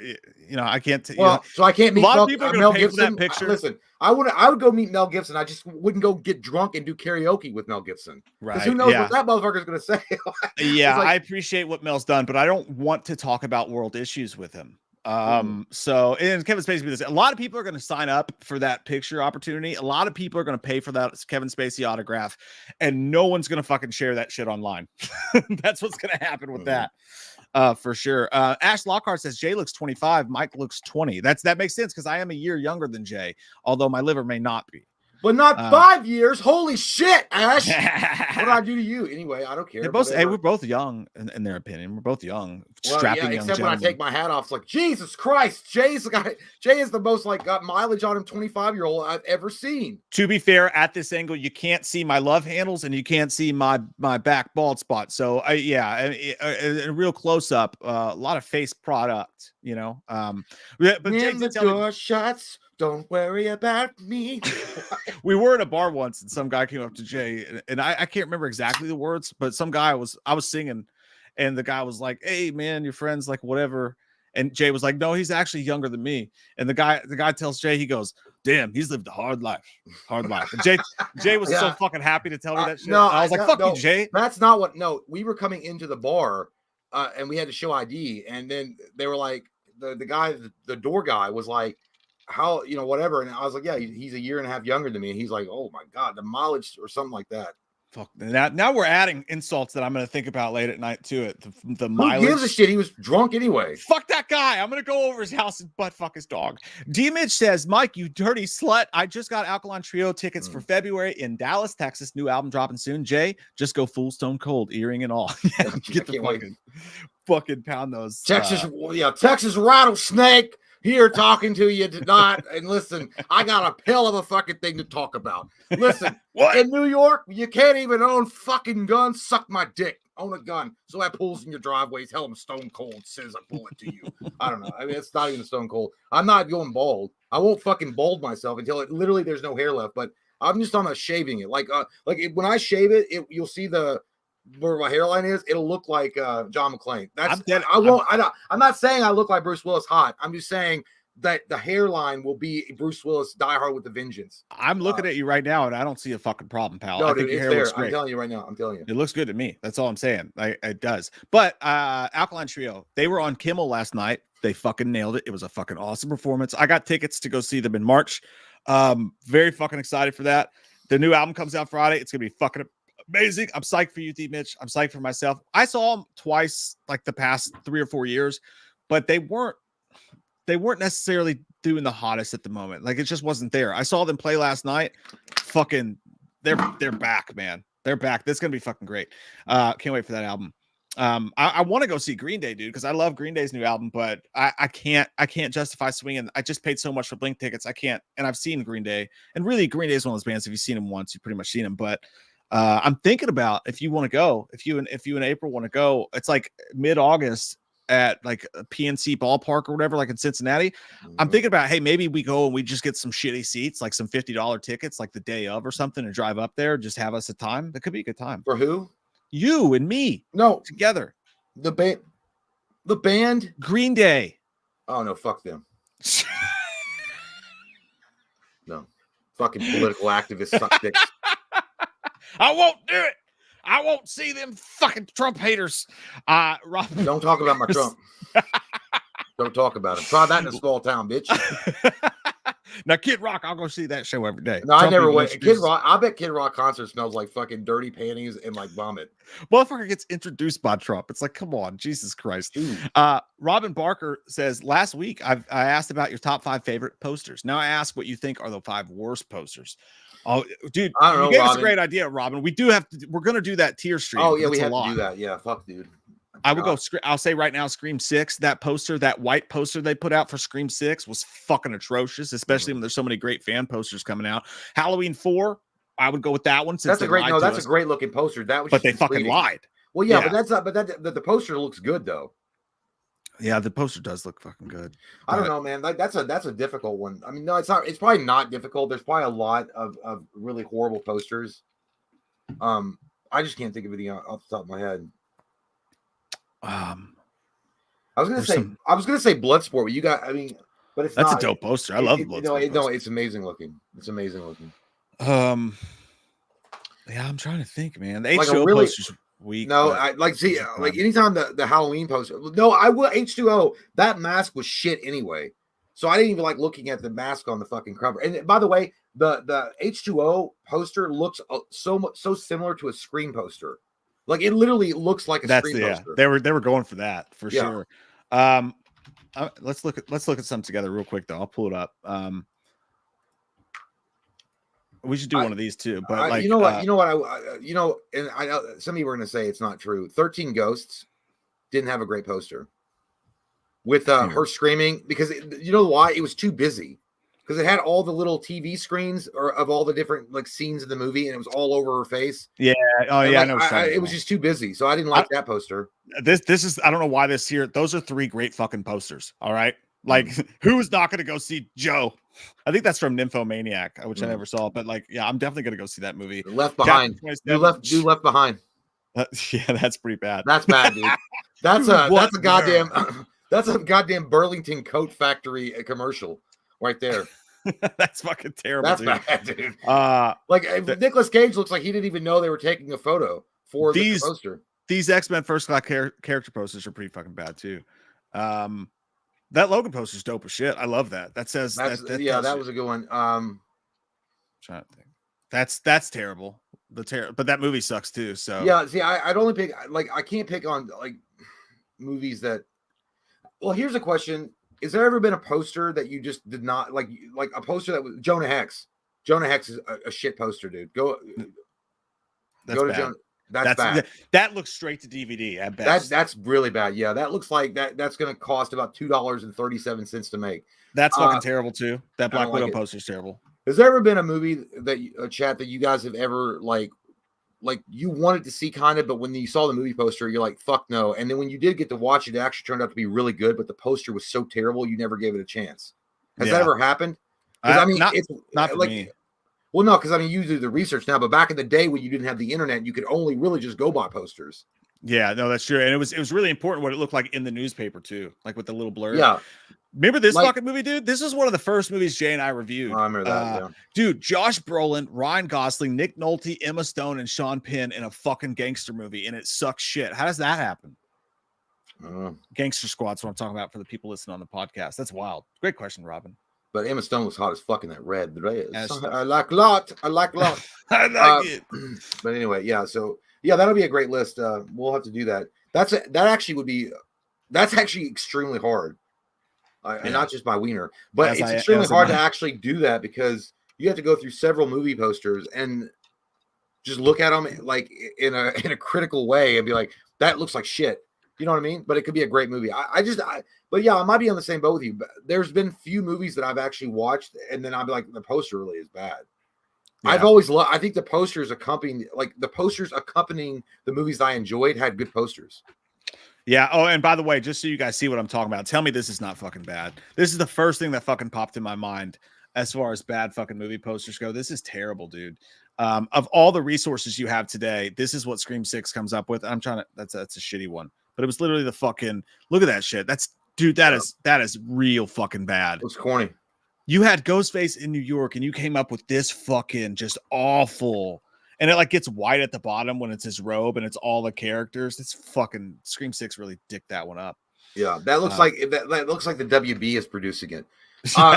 You know, that's weird that they have the picture of Ghostface over the city of New York. It kind of reminds me, to a lesser quality, of course, to Jason Takes Manhattan, where that poster's fucking badass. The movie sucked. But the poster of Jason Takes Manhattan, where he's like in the background over the New York City skyline, that's amazing. Goes to Hell had amazing. Yeah, that was that very simple silver ass mask with the flames behind it, and and also the title draws you in. Jason Goes to Hell, where it's the final chapter, which it wasn't. That'd be a fun list to make it sometimes too, like best like worst movies with the coolest names. Like Jason Goes to Hell. I could do that. Awesome worst movies with the best posters. I could do that one. That's true too. Yeah, that's an easier one to do versus like just bad movie posters. That's true. There's a lot of stuff. We got to do that. I'm definitely gonna put that on the fucking schedule, dude. Lee the Machine fucking Bowers. Hey Loomis, is Michael and Jason still playing Doctor? Maybe Chalice is playing with them. Maybe, how about you maybe play with the library computer and find yourself a job instead of asking stupid goddamn questions? I mean, your name is Lee the Machine Bowers. Did you used to work for Chippendales? Shut up! Asking stupid questions like that. Are they still playing maybe? What are you even talking about? Do you live in my house? Do you live in my home? Do you go to work with me? Do you see the things that I see? And do you deal with who I deal with? No, you're just making stupid ass goddamn observations based on limited information, which is what your IQ is. Limited. Shut up. Hey, go back to stripping. As far as Chalice is concerned, if they came over and it was a dark night, I've had a couple Boilermakers. I would, as long as I'd spray with some Febreze, and hey, who knows? Maybe I'll go to town on both of them. How about that? You see, this is why a restraining order that Michael and Jason has filed against him is probably going to go through. Two mutes that have killed people will go through on an asshole like that. You see? They don't die, but do they come? You see what I'm saying? This guy needs to be locked up in R. Kelly and be his bedsheet. If they come in me, will I become a superhero? No, you'll become dead from chlamydia and herpes. Yeah, hadn't killed me yet. Thanks, Lee. Lee. We don't mind sucking on toes. Inky the Alien says your favorite alien is still alive, just tired. Hey, it's good to see you, Inky. Yeah, Inky. I saw you in the chat earlier. Yeah, it was nice to see you. It's been a minute since you popped in, since you teleported down to us humans and said hello. Just very much retired. It's always good to see you, Inky. The best. You're the best. So is Jacob. Thanks, buddy. Says, sup, y'all. Mike, you already know why I'm going to ask. Thoughts on Saviors. That's the new Green Day album. I personally liked it a lot. Way better than Father of All. Solid 7.5 for me. Excited for new Alkaline Trio album on Friday. Love you guys. Mick Walters on me. Yeah, thanks, man. Fucking woo. You didn't ask me about it, but I mean, it's fine. You should listen to it. If you want to come over and listen to it, I really don't give a shit, but whatever. Jake, come over and sit and watch fucking music videos. No, I'll just let Jacob ask you questions. No one will do it. Like my wife's tired of doing it. My kids, I'm like, hey kids, come watch this music video. I'm just gonna put my New York hat on and just like I'm gonna sit here. Dude, it's I wish I do sometimes get Jay drunk enough to watch music videos with me. It does happen. I don't know if you remember. It was Blink-182. I showed you the Dilemma video from Green Day the other day. It was good. You like that? You didn't pay attention to it. No, fucking the women kept talking over the video, and I was mad. Yeah, it's like, where's our fucking food? They were in the living room. Dude. So Saviors, I'm not as high on it as other people are. Like, I think Bobby Socks is fucking amazing. I thought that song fucking rips so hard, dude. I think it's fucking great. I love Living in the 20s. I thought that fucking song was Bobby great. Socks? What? Bobby, it's called Bobby Socks. Oh It's my you wouldn't God. like it. It's about men and women kissing. It's hate about that. it's okay if you're gay or not. You know, Don't It's one you of those ever things. fucking bring up hetero stuff, okay? It Yeah, I offends know. me. I know you don't like it. Trump wouldn't be a fan. Well, no, don't bring up hetero stuff to me. It offends me. Somewhere Trump is eating a TV dinner and Bobby Socks comes on his TV and he just rages. No, I think Trump's it's a eating great his song. own steaks. He doesn't need a TV dinner. And dipping that shit in ketchup too. I do eat steaks. With ketchup. It's not bad. I don't mind it. No, dude, I think that some of the songs are like not like some of the songs play and they're just kind of like forgettable for me. Like, honestly, like some of them sound like I would much rather listen to like Warning than like probably 70% of the album, or not Father of All, because that one did suck, but like it's weird. Like, one of the songs from Saviors will play, and then on my playlist it'll play something from like Insomniac, or it'll play something from even like Shenanigans, which by the way is a huge underrated fucking album from Green Day, and I'll be like, this has more energy to it. That's weird. But coming off of Father of All, everybody, you know, like that CD was so fucking terrible. I like it though. I do like it, and I fucking love Dilemma, and I love Bobby Socks, and I love Living in the 20s. But yeah, there's a lot of forgettable tracks on there for me too. But I'm like, overall, I'm happy with it. Like, I think they did a good job. Yeah, it's kind of like when Kiss put out the Destroyer album and everyone thought that it was awesome. And then when they took their makeup off in the late 80s, they were like, that's not it. But they had a good song. Yeah, like some songs, like they had the touch of it, and it just doesn't get there for me. But I do like it a lot. I like Lick It Up though, by the way. When they had their makeup up. I think that was a great song. I think that was the only good song on that album though. Isn't that Def Leppard? Or is that Kiss? Is Lick It Up Kiss? Yeah, it's Kiss. Fuck, I thought that was Def Leppard. No, when they did Lick It Up, the music video, that's like the first time that they revealed them without makeup, and everybody was like, put it back on. Aaron Roman, thanks, buddy. He says, hey fellas, how are you doing? My girlfriend and I've been together for 8 years. Hey. I'm taking her somewhere special for Valentine's Day. Olive Jay, where's he Garden? taking her? Olive Garden, we know. Olive fucking How are we Garden. doing on breadsticks, guys? Great. Okay. Are we paying with gift cards today? I know that guy is. All right. Fuck yeah, dude. $50 gift card that he got from his mom for Christmas, and that guy's spending it on his fucking girlfriend. And that's why you know it's love. Actually, it's so funny, dude. Hey, maybe just take April to fucking Olive Garden. Tomorrow we are going to Olive Garden, and we are going to. Listen, all right. Listen, here's the thing. I told her I didn't want to go because I mean Olive Garden's great. I do it as a joke with Loomis, but I don't really give a shit one way or the other. But she was like, "We want to go to K-Fab, bitch." No, I know, but she was. I know. I shouldn't break the fucking. You guys want to see behind the curtain? Do you guys want to see behind the curtain? But no. She asked me. She said, "Do you want to go?" It's so funny how girls manipulate shit. Because she was like, oh, I figured like for your birthday, I could take you out to eat and just buy your food, and that'd be cool. I'm like, okay. And she's like, anywhere you want. And then I was like, you want to go to Olive Garden though, right? And she's like, I mean, if that's what you want to do. Dude, and then I'm like, biggest panic attack. No. I know, but I was like, yeah, all right. And then she's like, and we can use that $50 gift card that my mom and stepfather sent to us for Christmas. So like, I'm not using a fucking gift card. What's wrong with using a fucking gift card? Dude, it's God not. Damn it! No, You're it's so not fucking backwards about something. You shut, dude. Like you fucking do it. I'm not fucking doing it. I do it all. Give it to me. Give me the fucking gift card. I'll use the fucking gift card. No, because I would, right? But she's already gonna goddamn use it because she's like, I'm using it. She got mad at me. There's nothing wrong with using a fucking gift card, man. I'm not saying there's anything wrong with gift cards per se, but I don't feel like a man when she's like, here's a fucking gift card. I'm broke, bitch. I gotta have some of my fucking shit covered from somebody else. Because they sent me a gift card. It just means someone loves you and they bought you a fucking gift card. I feel like I got to go back and do dishes for them. Just to fucking make up for that shit. No, but listen, I get embarrassed with shit like that, dude. I swear to God. Like, I don't know what it is, man. I don't like coupons. I don't even like using coupons. I'm getting you nothing but fucking goddamn gift cards. If I'm in the line and somebody's like, pull out coupons, I'm like, oh, I respect your decision to use coupons. You're trying to save $1. But if I'm with somebody and they're like, hey, I got a coupon for that, it's like, get the fuck back in the car. If I can't afford it, I'll put it back on the shelf until I can make enough money and I'll come back here and pay it.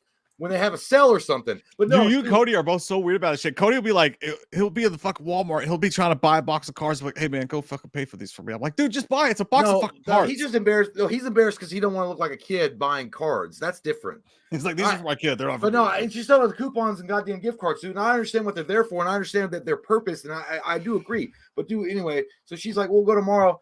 Tomorrow Thursday, and we're gonna go to Olive Garden. Everybody, Jay's gonna be at Olive Garden in Lexington, Kentucky tomorrow at 4 p.m. If you want to meet Jay, I'll tweet the exact fucking address. Don't worry. If you guys can show up if you want, and you can pay for my food, so I don't have to use a gift card. But no, so I was like, yeah, okay, that sounds good. But she was trying to make it like it's my birthday, and it's not. I actually wanted to go somewhere else, which was like, I was like, what if we just go to fucking B-Dubs and I get a couple of tall boys and we watch them? She's like, really? I'm like, no. Because that's what she said. Literally, sounds pretty good to me. That sounds like a great birthday. No, but I said that, and she was like, "Really?" I'm like, "No." That's exactly how quickly it happened. Because I didn't want it. Like, I wanted sex, so I was like, "Oh, I was just joking." So she asked you while she was literally. No, right. I know. This is my look at my face. She said, "Where do you want to go?" And I said, "Buffalo Wild Wings, B-Dubs." And she was like, "Really?" I'm like, "No, I meant that our Cheddar's." Or Cheddar's gone. I think Cheddar's gone. No, there's one place left on Nicholasville Road. But anyway, so she was like, yeah, and I got this gift card. And that's when it like really just threw me. I was like, I won't even go. If you're going to fucking pull that shit out, I won't even fucking go. I swear to God, I won't go. And then she's like, so you're going to let me pay for it? I was like, I'm not letting you pay for it. You were offering to pay for it. If you don't want to pay for it, you don't have to pay for it. I'll pay for it. It's fine. And then she said, but you're willing to let me pay for it, but you don't want me pulling out a gift card. I was like, if you don't got the goddamn money to pay for my dinner, then just don't fucking do it. I don't understand how this is a big issue. Because listen, if you're saying, I want to buy you a fucking birthday dinner, that's great. I'm assuming that you have enough bank. But I mean, you have the card's there, Jay. Yeah, no, it's there. That's someone else's money that they spent. So if you don't got the money, then just say you don't got the money. And that's what if it expires? You. Huh? Just give me the gift cards. Just give me the gift cards. I'll get rid of them for you. I'll burn them. If it were me, I swear to God, I would have fucking gave them to you. You could just give me $50. I'm not gonna pay for them. No, well, then I mean, fuck you. I didn't want the cash. I'll give you $20 for them. Okay, I'll sell it. 25. And we'll have a deal. Next time I see you, let's make the transaction. Yeah, well, it's gonna be used because we got into a fight. We got into a fight, dude. We weren't even there. You actually had a fight about this? Like a 5-minute, 10-minute fight. And I was like, so in your mind, you were like, you're trying to pass my birthday dinner off as something that like somebody else paid for. I kind of did, and I don't want. I was like, listen, you know what? I was like, stop making me nervous. You're making me nervous. I will just fucking pay for it. I was like, I will just fucking pay for it. You're overcomplicating something that should be very fucking simple. Listen, I was like, I'll order a goddamn sugar packet or two, and you can have the goddamn shrimp pasta. I'll pay for my own. I'll pay for my own. I was like, I'll pay for my own. And like, I felt like goddamn Peter Parker was like, no, sir. I like to earn what I keep. And there's like, you trying to pull a fast one over. I was like William Dafoe was like, you want to make it under your own steam. I respect that. No. And I don't know. It's like, no, actually, she's paying. I just don't want her to pay. I don't know what it is. Maybe I've seen too many movies, or maybe it's just like, I don't know. There's just like a stigma. I don't know what it is. Like, just like people pull out fucking gift cards like, oh, poor babies. They don't have enough money to pay for their own. So they had to substitute that with some kind of income that they got for somebody else. Oh, that's the only way they could afford to eat. Here. I don't think anybody thinks that. I think they probably, I know they don't. I just think that way because I got a fucking mental issue with it. Yeah, you got fucking gift cards. No, it's like a fucking block. It's like a fucking block in my head. But no, we had like a 5 to 10 minute fight, and she thinks that we're gonna use it because I was like, all right, fine, whatever. I'm like, fuck no. If she pulls that shit out, I will go myself to the goddamn front and pay for it before they even get back to the fucking table for the tip. And you just wasted I swear to Christ. She can use it on herself when I'm not around. So when I'm not around and she wants to go out and go with her girlfriends to Olive Garden and pay for that shit, she can use it then. That's fine. Don't use it with me. I'll fucking pay for it myself before the bitch even gets back to the table to ask for the tip. It will be paid for in full and advanced. Hey, why do you know it's not a male waiter? Well, you got against male waiters now. Oh, fucking okay. I'm fucking male waiter. I don't care. Why is the woman waiter have to be a bitch, Jay? Because I'm pissed off right now in the moment, and I'm just trying to use it as a. They're just trying to bring you more breadsticks. You gotta call them a bitch. You gotta be mean about it. Yeah, bitch, bring me some breadsticks, garlic.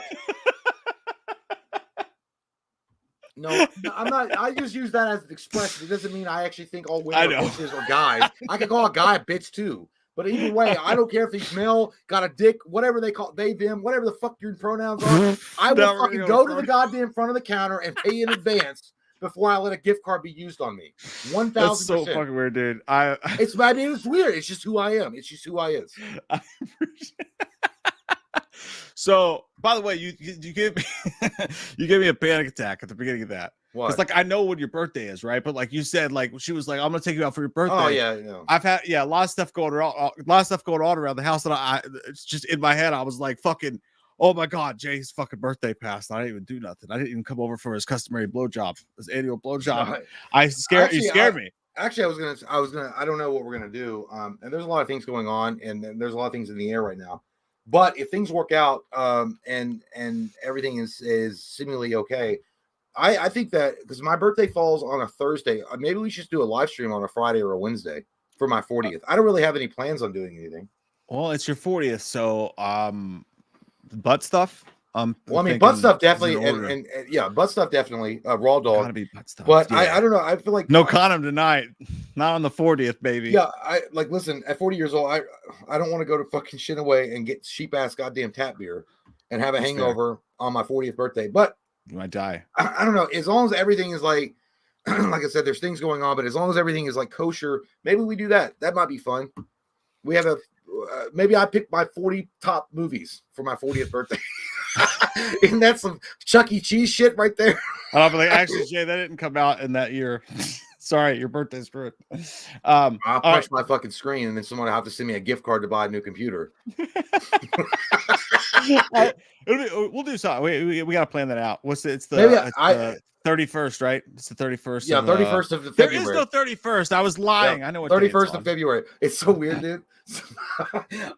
There's a game coming out that I'm really looking forward to, and I bought it for myself for my birthday. And my wife was like, "Well, why didn't you let me buy?" I was like, "Because you want to use gift cards." Fucking gift card. I was like, "Because you want to use gift cards. They don't accept gift cards at fucking goddamn PlayStation Store." I got Final Fantasy VII Rebirth. I pre-ordered that. That comes out on the 29th, but it's funny to me that somebody on Twitter was like, this is a myth twit or a myth tweet. They meant the 28th. And they're like, "Hey dog, have you ever heard of leap year?" And it's like, he's like, "What?" And he's like, "Oh, my bad. I own it. I went through That's this rare. guy. Most people don't ever admit they're wrong on the internet. This guy, he literally said, he tweeted back to Square Enix and was like, "You guys might want to change that. I think you messed up. It's the 28th." And then people were like roasting his ass. And like, if they showed like a picture of a calendar and like Forrest Gump looking at it and like all these memes and shit. And then he was like, and then somebody was like, "Dog, take this down." He's like, "I own it." He's like, and this guy was like, respect. No cap, dog. Yeah, that's what I'm not on Twitter, but that shit's when people are like having a good time with it, they're like going back and forth. That's when it's funny. It's like respect.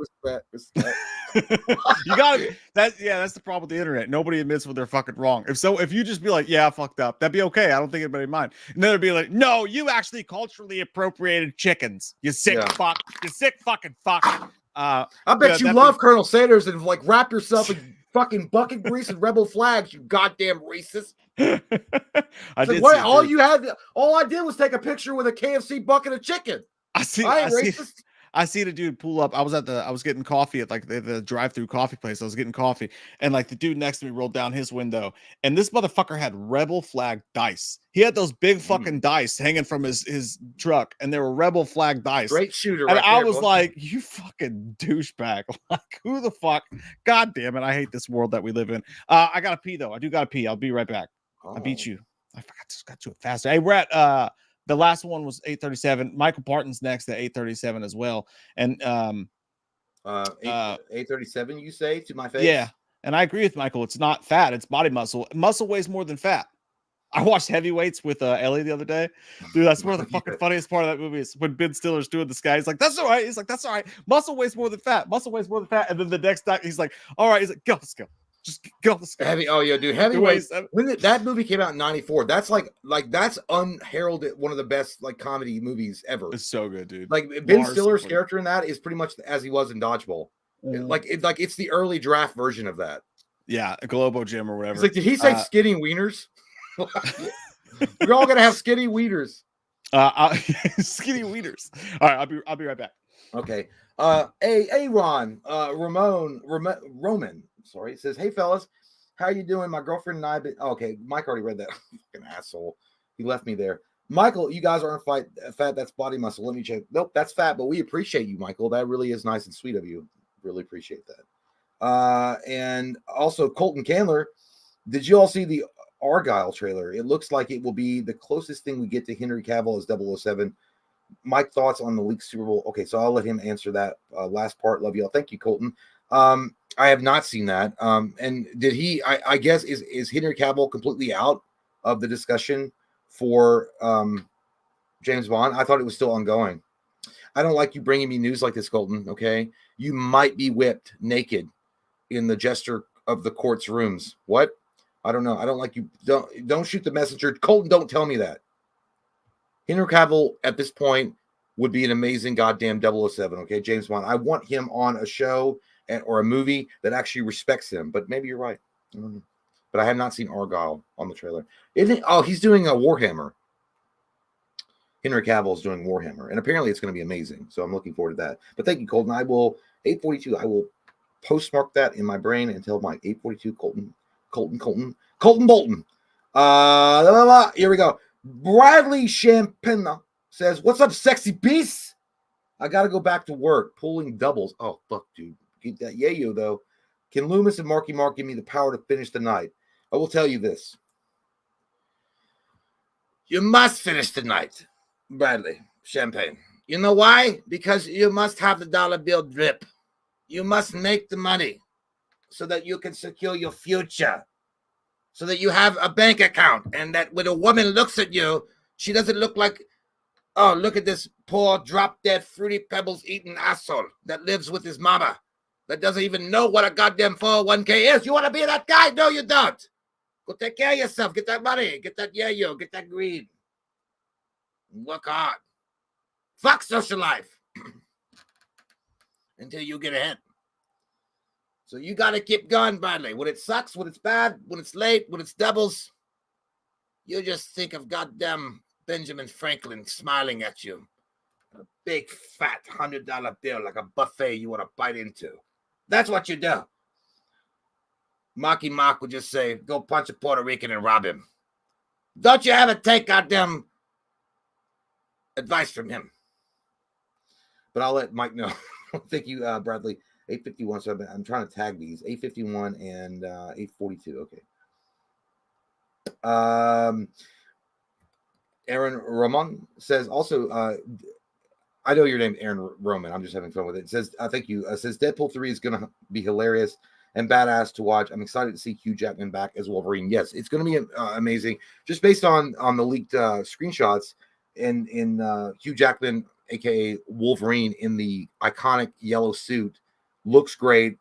And to be fair, and 100% most likely, it's going to be Hugh Jackman at this point for sure. 100% his last outing as Wolverine. I can't imagine him coming back as Wolverine in any other fashion or form. I could be wrong, but I doubt it. So it will be nice. And you know what? Just because of the state of Disney Marvel, this might be the last Deadpool movie you'll ever get. I mean, hopefully not, but just because Disney is really hyper focused on stupid shit that nobody wants to see. We all know what we're talking about here, okay? I don't think you're ever going to see a character like Deadpool ever again until they get new management in Disney, or Disney sells the property of Marvel to somebody else. But yes, Deadpool 3 is going to be great, and I agree. Thank you, Aaron. Mr. Clump says Toxic Avenger remake with Peter Dinklage as Toxie and Elijah Wood as villain. That sounds fucking incredible, dude. It's a good budget. I heard it's an amazing mix of trauma, horror, and a superhero film. My most anticipated film over Terrifier 3. Are they really doing that? Holy shit, dude. I think I heard something about Peter Dinklage. I didn't know about Elijah Wood. Maybe I did, and I just forgot about it. But yeah, dude, Toxic Avenger, man, that's another movie I remember watching as a kid and loving it. I mean, it was gory. It was gross. It was over the top. It was insensitive to a lot of things, and it didn't give a fuck. It said, hey, have a good time. Let's get crazy in this area. It was like going to Vegas and being drunk when you got there. You don't know what's going to happen. Yes, dude, that sounds great. As long as they're, like, I don't know how, like, if Trauma, if you guys don't know, Trauma Studios they're known as producing these very hyper realized, gory, violent type of movies in a lot of ways. As long as they have a lot of say in the new Toxic Avenger, I think it would be great. The owner of Troma, the president, he seems like such a great guy. I'd love to have that guy on to interview. He seems like so cool, like such an amazing dude. But yeah, dude, I mean, I forgot all about it. Thank you, Mr. Clumps. Mr. Clumps, by the way, you look like somebody that would like your profile picture. It looks like somebody that would be that. You remember in the original Toxic Avenger? Like you look like you'd be deep frying the fries in the restaurant that Toxie breaks into, or didn't breaks into, but he like shows up at to stop the bad guys. You look like one of those dudes that would be in that movie based on that profile pic. But yeah, dude, good stuff. Good stuff. Anthony Fitzgerald says David Green left the Exorcist project for project good or bad. Did he leave? David Gordon Green left. I think it's good. If he left, yeah, dude, I think that's a good thing. I think that if you're gonna do the Exorcist at all, you got to move out. The Blumhouse thing, I'm not a fan of it. I think, first off, I don't think the movie needs to be remade at all. The Exorcist, the original, is classic. There literally is no reason to remake it. It's perfect the way that it is, and we don't need that. But if you're gonna do it, Blumhouse ain't the way. 3 trailers down. Would you rather know how many days you have left to live or how many farts you have? I can't believe I'm actually like taking a second to think about this, but I would obviously think how many days you have left to live. No, I wouldn't want to do that. What the fuck am I saying? That's so goddamn stupid, Jay. Get your head out of your ass. It would be terrible. If you knew how many days you had left to live, you would be like, oh my God. It would be like fucking panic inducing. Right, how many farts you have left? Yeah. Like, I got like 8,000 farts left. And I'd make each one of them glorious and memorable. I would do that. Thank you. I thank you. Adrian, thank you so much. Says GB for sure outplayed Green Bay for sure outplayed San Francisco. Purdy had no talent at all. Yeah, that was pretty heartbreaking for Mike's crack and ass for that loss there. And it was a close game. The fact that I tried to console my best. The fact that they even got to that point and no one thought they were going to be there is impressive in of itself, talking about the Green Bay Packers. So they put up a fight. They only lost by 3 points to a team that is favored, or one of the teams that's favored to win the Super Bowl. So yeah, it sucks, but it's the name of the game, but fuck, dude, fucking like, I hate when we have to rely on teammates. Robin Barker, the Psycho remake was shit, but had a great poster. Yes, I will agree with you. Yeah, the Psycho remake with Vince Vaughn was a 1-to-1 remake. It literally was the exact same movie. Like, there was no difference in it, except it lacked the personality, charisma, and talent of Anthony Perkins. And don't get me wrong, I think Vince Vaughn is an incredible actor, and he did do the role justice. I just don't. You literally 1-to-1 the movie. It was dumb as shit. That doesn't make any sense that they would have done that. Like, there wasn't even like any type of new shit at it, right? It was just literally the same fucking movie. But the poster was dope. I did like the poster. So good call. Good call, Robin. Foxhound, you fucking Solid Snake Plissken looking goddamn Metal Gear Solid profile pic. Missed you. I missed you. I missed the way that you feel at night and the way that you whispered soft words into my ear and you nibbled on it. Where have you been, Foxhound? Put it in my butt. Thank you, man. Really nice to see you, dude. And they $100 fucking, dude. What an awesome dude. Thank you, man. Holy shit. Okay, I'm trying to catch up. So it's 9:21. I got excuse me. Yeah. It's fucking wild, bro. And I will say that did you make that profile pic? Because that's an artist's rendition of Metal Gear Solid Snake. I think that's who it is. But that's great, man. Thank you so much. Was the guy Metal Gear Solid, his name was Snake too? Yeah. Fuck me. Dude, who ripped off who? Why don't you pick up a goddamn console and play a game? Who ripped up? You fucking poser. Who ripped off the game? Who? No, not you. Me. Who picked up? Who started first though? Escape from? Yeah. Which one came? No. Yeah, John Carpenter. It was John Carpenter. So yeah. Metal Gear Solid's a bunch. Well, I mean, look at the profile pic. Like, there's no way that you wouldn't base a character on a video game of the badassness of Kurt Russell. That's true. It's pretty fucking sweet. There was a couple questions for you. There was 2. specifically. I will Well, find no, them. there wasn't. Well, it wasn't directly, but there was one. I didn't see it. Colton asked about the Argyle trailer, and then he says thoughts on the leaked Super Bowl teams before divisional round. And then so that was one, and then somebody asked if Mark can give them the power to finish a double tonight. They got to pull a double at work. I already did Loomis. Okay. And then there was do that one more time, but put your fingers between your mouth. Your mom is so good. Yeah. Nods. Yeah. It tastes like horsehair. Okay. No, that's not it. Where the fuck is it? Okay. Adrian, I guess, was giving you some love. He said Green Bay for sure outplayed San Francisco. Purdy has no talent at all. Oh yeah. We'll talk about that. I said Green Bay just sucks. They're all about fudgeback and they don't Shut up. Shit. And that was it. So mainly the one that it's Colton and and then I talk about David Green left the Exorcist project, good or bad. I was like, I think it's great. Yeah, like, get the fuck out of here. I agree. I'll scoot back and find those. Okay, you find those. You do that. I will do it. I will find them. Hi, Himmel. First off, Foxhand, that's super fucking sweet of you, dude. We're happy to have you here. It's fucking awesome. Thanks. We miss you too. Come on over. Let's touch each other's dicks and play Parcheesi. I hear it's a game of skill as well as chance. Thanks, dude. That's fucking amazing of you. Thank you so fucking much. So as far as some of the stuff that Jay was talking about, and I'm gonna scoot back here and find these. You're absolutely right, Adrian. They did, and I haven't told this story yet. That was a fucking dark night for me. That was a really dark night for me because all day long I was like, Packers playing with fucking house money, right? Playing with house money, everything's gonna be fine. If they lose, whatever, they're not even supposed to be here. That fucking game happened, and they gave me all the fucking hope a little boy could want in his heart.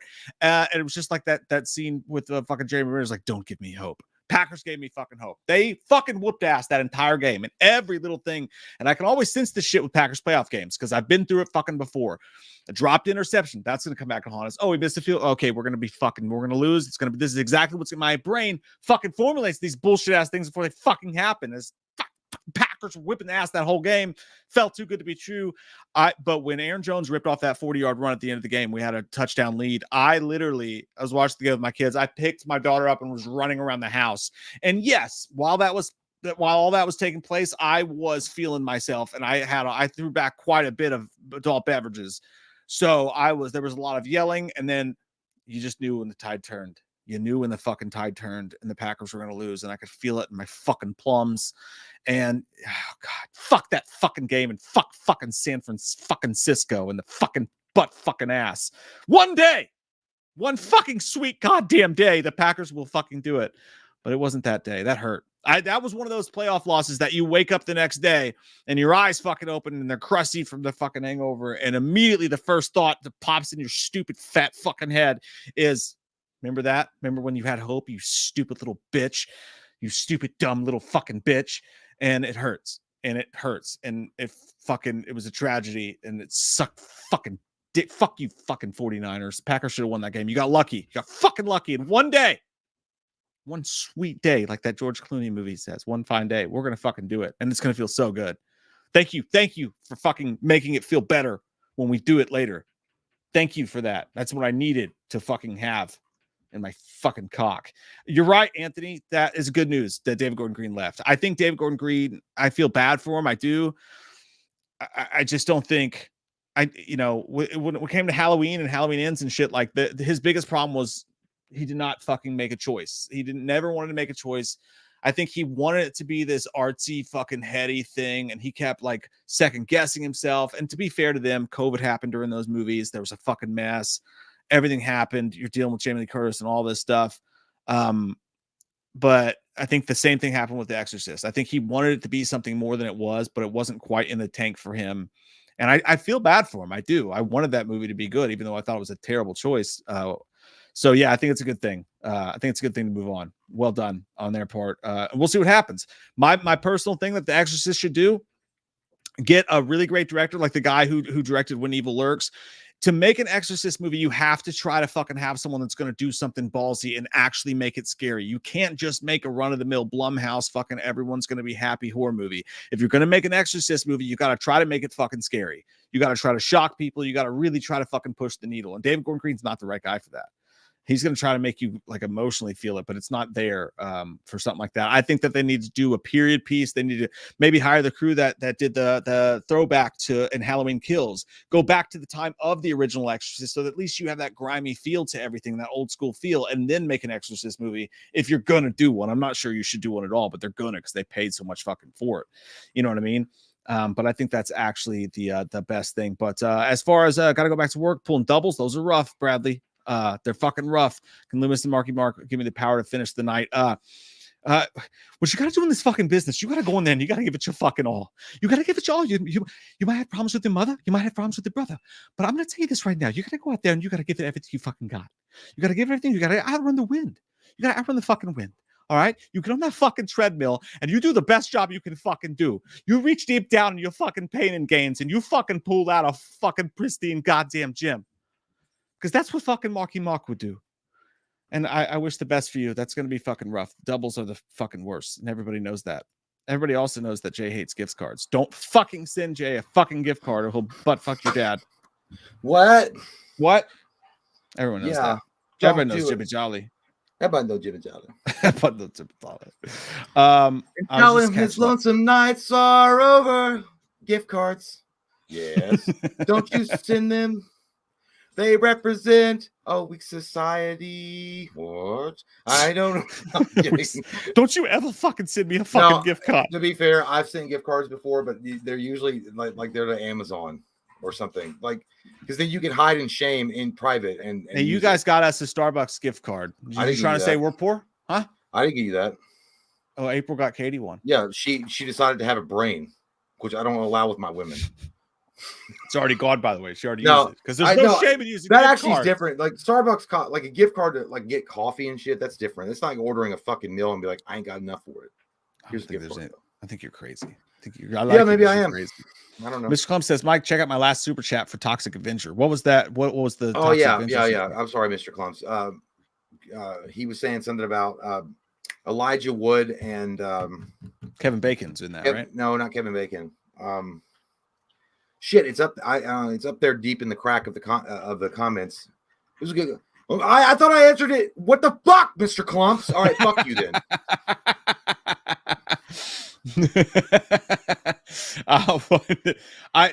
But here's the thing. So I was actually thinking about doing a solo commentary for the Toxic Avenger because I've never seen it. I've never seen the original. You son of a fucking bitch! I would have done that.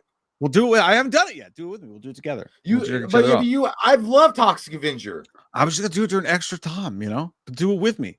But I've never seen it before, so it's gonna be more of a reaction. I've never seen it, and I want to watch it. But I did see some of the trailer for it. That looks fun as shit. Peter Dinklage, is the guy he was talking about. Peter Dinklage, most anticipated film over Terrifier 3. I'd have to watch the first one to tell you how I feel about it, but I've never seen it because I'm a piece of shit and I'm a fake movie fan. So, and also, it's fine. I'm going to do a solo commentary on Burn With Me. I've never seen it. Burn With Me? Or Melt With Me. You always go back to that movie like it's the only indie movie that's ever fucking been out. I've never seen it. So you always fucking throw back. I don't know. I've never seen it. Colton, I did miss yours. The Argyle trailer looks like the closest thing we'll get to Henry Cavill's 007. And the league Super Bowl teams, dude. That Argyle trailer. I'm sorry. I really am. But that fucking director, dude. I thought those Kingsman movies, they were funny at times, but they feel fucking. There's just something. Oh, is that the guy that's directing it? I think it's the same dude. Oh, get the fuck out of here with your young James Bond cartoon. I didn't know. Dude, I just don't like that guy's style. I don't. And I watched the Argyle. I've seen it 70 fucking times because it's in every goddamn movie. But the Argyle trailer, dude, and Cavill looks so dumb with that haircut. It looks so dumb. The whole thing looks like it's really just forced cheesy comedy to me. I don't know if I can watch that movie, dude. I can tell from the trailer that I will just hate it. It feels like Harry Potter garbage to me. So, no, what I was most concerned with. The discussion is over with Henry Cavill potentially being the next James Bond. They're moving on from that idea. I didn't know that. It's not been officialized, no. But I think everybody just kind of suspects at this point if they were going to do it, they would have done it. That's dumb as fuck. I don't know. You literally have a layup. If you cast Henry Cavill as your next James Bond, that's a layup. I don't know why you would even pass on that, but okay. I know right, he's doing. Stacey. I think But X-Men he's First doing Class is Warhammer. great, but He's doing Warhammer, which is yeah. supposed to be like amazing. I don't know. Yeah, I just watched the trailer for Argyle and I was like, that's just not my vibe, man. There's something about it I just did not want to fucking see. Argyle sounds like a guy that you would know in like high school, and he would be like that one. He would be like a first year college student that could get you into a sleazy club. Hey man, I know Argyle. Argyle's gonna get some fake IDs, man. Don't worry about it. And like all the strippers are over 55, and they have like big old sag tits. You're like, yeah, well, this is where we are. Jay and I saw a pregnant stripper once because we went to the strip Did club we? at 10 a.m. Yeah. That'll get you. I'm like, come on, Jay, it'll be fun. You're like, all right, fine. I finally got him to go, and then we walk in there, and it was not great. It was not a great experience. At all. That baby was rocking out to Brecky Benjamin. It was a long time ago. It was like 20 years ago. But I'll say this: the Super Bowl thing, man. I don't buy into any of the Super Bowl, any of the NFL conspiracies. I don't. Because here's the thing, there's so many ex-NFL players and they're all out there trying to do a podcast or they're trying to do a show, and good for them or whatever. I'm not trying to shit on it, but there's so many fucking NFL players that are out there trying to do their like media careers now. If there was actually a script or if the NFL was actually rigged in any way, these guys would have fucking exposed it. I mean, what I do think is true though, is that I think with the rise in betting, I absolutely 110,000 fucking percent think that the NFL and every sport that these refs are dirty. I think these refs are fucking bought. I think they're paid for. I think they're dirty as fuck. I think the National Football Championship was rigged as a motherfucker. Michigan held constantly, and the one play Washington got to have a chance to tie the game, they call it a phantom fucking hold. I see it all the fucking time. And I do think that the refs are rigged towards the Chiefs if you watch those fucking games. But yeah, I think refs are dirty as shit, and I don't trust any of them. And I still bet on games. Yeah, well, saying that, I don't think anybody ever watch a professional sports game and say that there's not a suspicion that something is going on, especially in high profile like championship matches. I mean, there's no way. Like that's like saying Biden does have Alzheimer's. We all know it. It's just everybody's like trying to say it doesn't happen. But but I'm saying here's the thing. I don't like professional sports.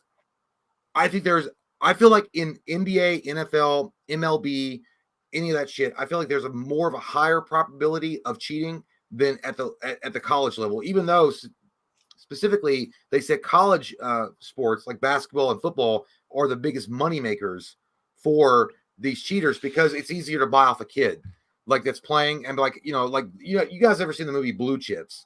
Yeah. Like how easy that is to buy a kid and be like, we're going to give your family a new house or buy you a new car. And like, just as long as you like throw the game. But I just feel like there's more on the line if you're a professional player where you're like, I got millions. I don't give a fuck.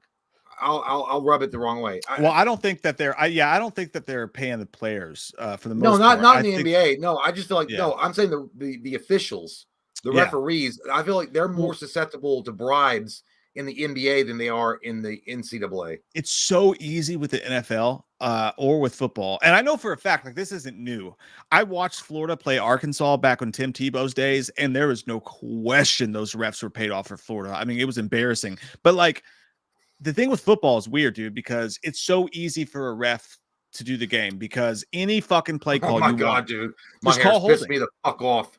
I thought it looked great. I thought you were on a good run. Rip it out and put it on a fucking doll's head. But it's so easy to change the path of an NFL game. All you have to do is call a hold or don't call a hold because it's always happening. Sometimes they call it, sometimes no. 15 yards, your fucking drive is probably over at that point. So you can, a ref can dictate any NFL that game they want, and no one knows the fucking better. The Lions against the Cowboys with that bullshit. The fucking refs were paid off in that Lions Cowboys game. They just fucking were. I mean, you're so a Cowboy dick sucker, dude. No, the Cowboys are the ones that paid it off. That's what I'm saying. Like he's definitely a Lions dick sucker. No. The Cowboys won the game on a bullshit call. Well, I think Well, how easy would it be for an official to call a personal foul?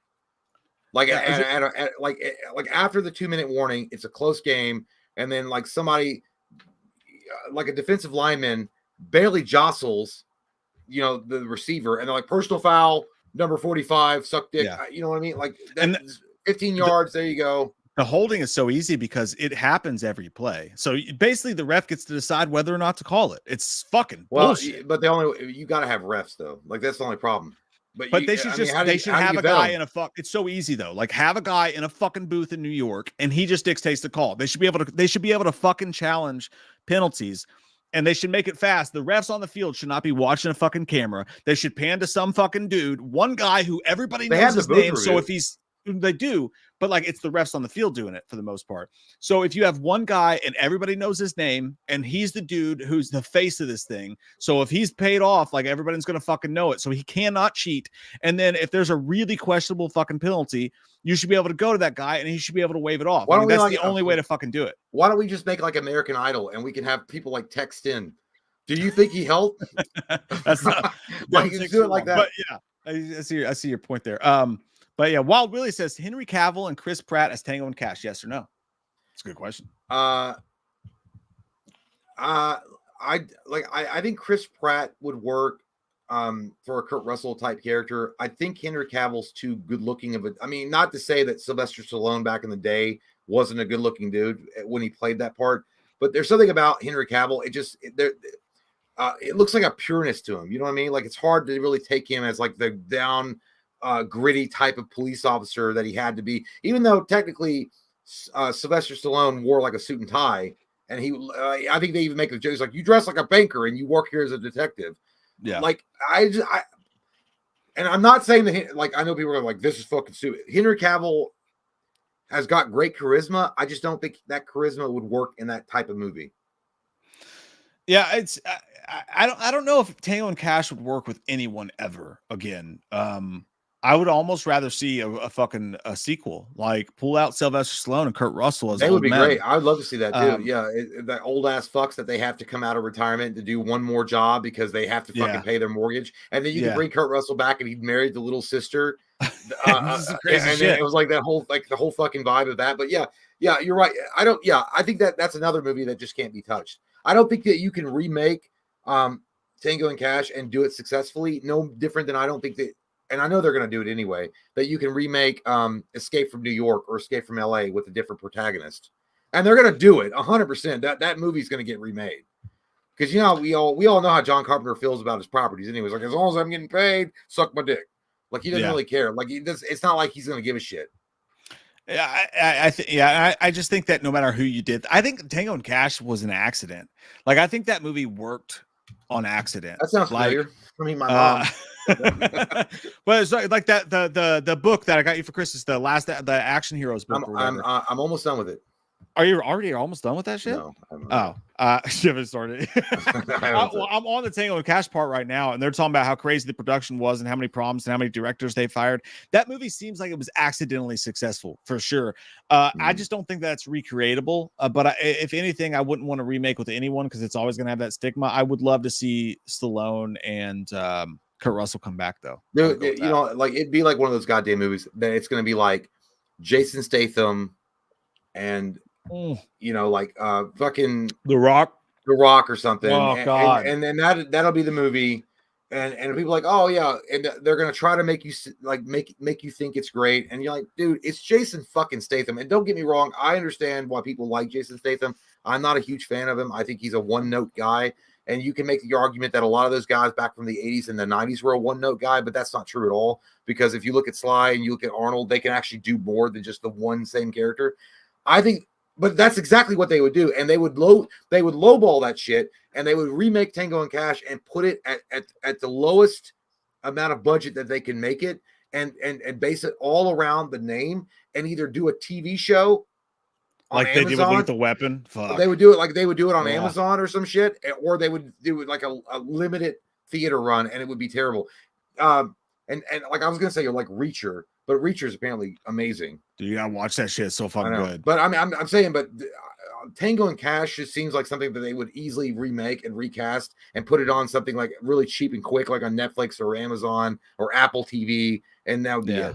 Yeah, I'm with you, dude. Fox Sound says, and thank you again, buddy. Really appreciate that. Man. He says it's like some Pinterest fan art. Speaking of his icon of Snake Plissken or Snake from Metal Gear Solid, some Pinterest fan art. It's Snake's father, Big Boss. If y'all have never played Metal Gear Solid 5, do yourself a favor. I haven't played Metal Gear Solid 5. I played the first two. It's been a while though, but yeah, I will. Fox Sound. Don't tell me what the fuck to do, but I will. I played a touch. I actually did play some Metal Gear Solid, by the way. Which one? In the original PlayStation days. Maybe it's PlayStation 2. I think it was original PlayStation though. In its infancy. I played it a little bit and I liked it. Like, I kind of wanted it to be a little bit more straightforward than it was. It felt like they had an idea to do something that would just be fucking mind blowing, and I feel like it kind of got lost in the cogs a little bit. But that's a long time. Metal Gear Solid was a great game. I remember I loved Metal Gear Solid. I didn't, and I played the second one. I wasn't. I also like. I was a fan of like again. I don't know if you guys remember Siphon Filter. Like I like those. Like I love those espionage, like sneaking around, you know, taking out someone from a distance. Those kind of games, like being all sneaky and shit. So there was an appeal for me. But yeah, I never got after Metal Gear Solid 2. I kind of quit on the series. I don't know. I just never got that much more into it. But I know that they've come out with some amazing games, and it looks great. And I think they came out. Didn't they come out with a remake and they rebooted the whole fucking thing for the next generation console? I don't know. I know that Siphon Filter has been I don't know if there's a script, but they've been wanting to remake Siphon Filter for ages. Keanu Reeves. Keanu Reeves back in the day at Speed, when he was at the age of like he was in Speed, he would have been the perfect guy to portray the I can't remember his name in Siphon Filter. They wanted the big rumor was the guy's dick that you like to suck so fucking much. Tom Hardy. They want Tom Hardy as the tastes like Filter coffee. Guy. Yes, it does. No, I heard 3 shakes. Tom Hardy. I wouldn't. I don't picture, like, I love Tom Hardy. I don't picture him as that guy because he's too bulky. I like someone like a very like a lithe, like slender but toned kind of guy. I thought he was pretty built in the Siphon Filter. He wasn't that big. No, he was short. He wasn't really squatty. It was a great game though. I would picture Keanu Reeves or somebody of that stature playing that role. But yeah, I guess Tom Hardy. I mean, Tom Hardy is a great actor, so he could pull it off. And it's a great game. But yeah, dude, Metal Gear Solid. It's one of the for me, it's one of the console sellers for, like, without that game, like games like Metal Gear Solid, Final Fantasy 7, Ratchet and Clank, I think, and there's a few other like exclusive titles to PlayStation that helped push that system and beat Xbox. Like, but Xbox came back swinging and said, "Fuck you, bitch! I got Master Chief and Breaking Benjamin, blow me away and blow me." Huh? Manhunt was just PS2, I think, too, or PlayStation. I thought Manhunt came out on both, but it could have been. Just I could PS2. be wrong. By the way, if you guys ever go back and play Manhunt, that shit is scary, tame as fuck. No, it's great, but it's tame as fuck compared to what you got going on today.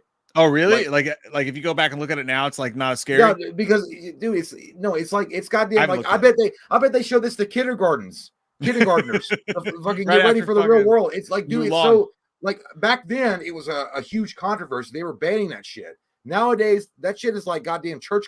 You goddamn church choir. What was the actual lie? It's like, oh, he said you're a fucking choir boy. You're a choir boy. Yeah, choir boy.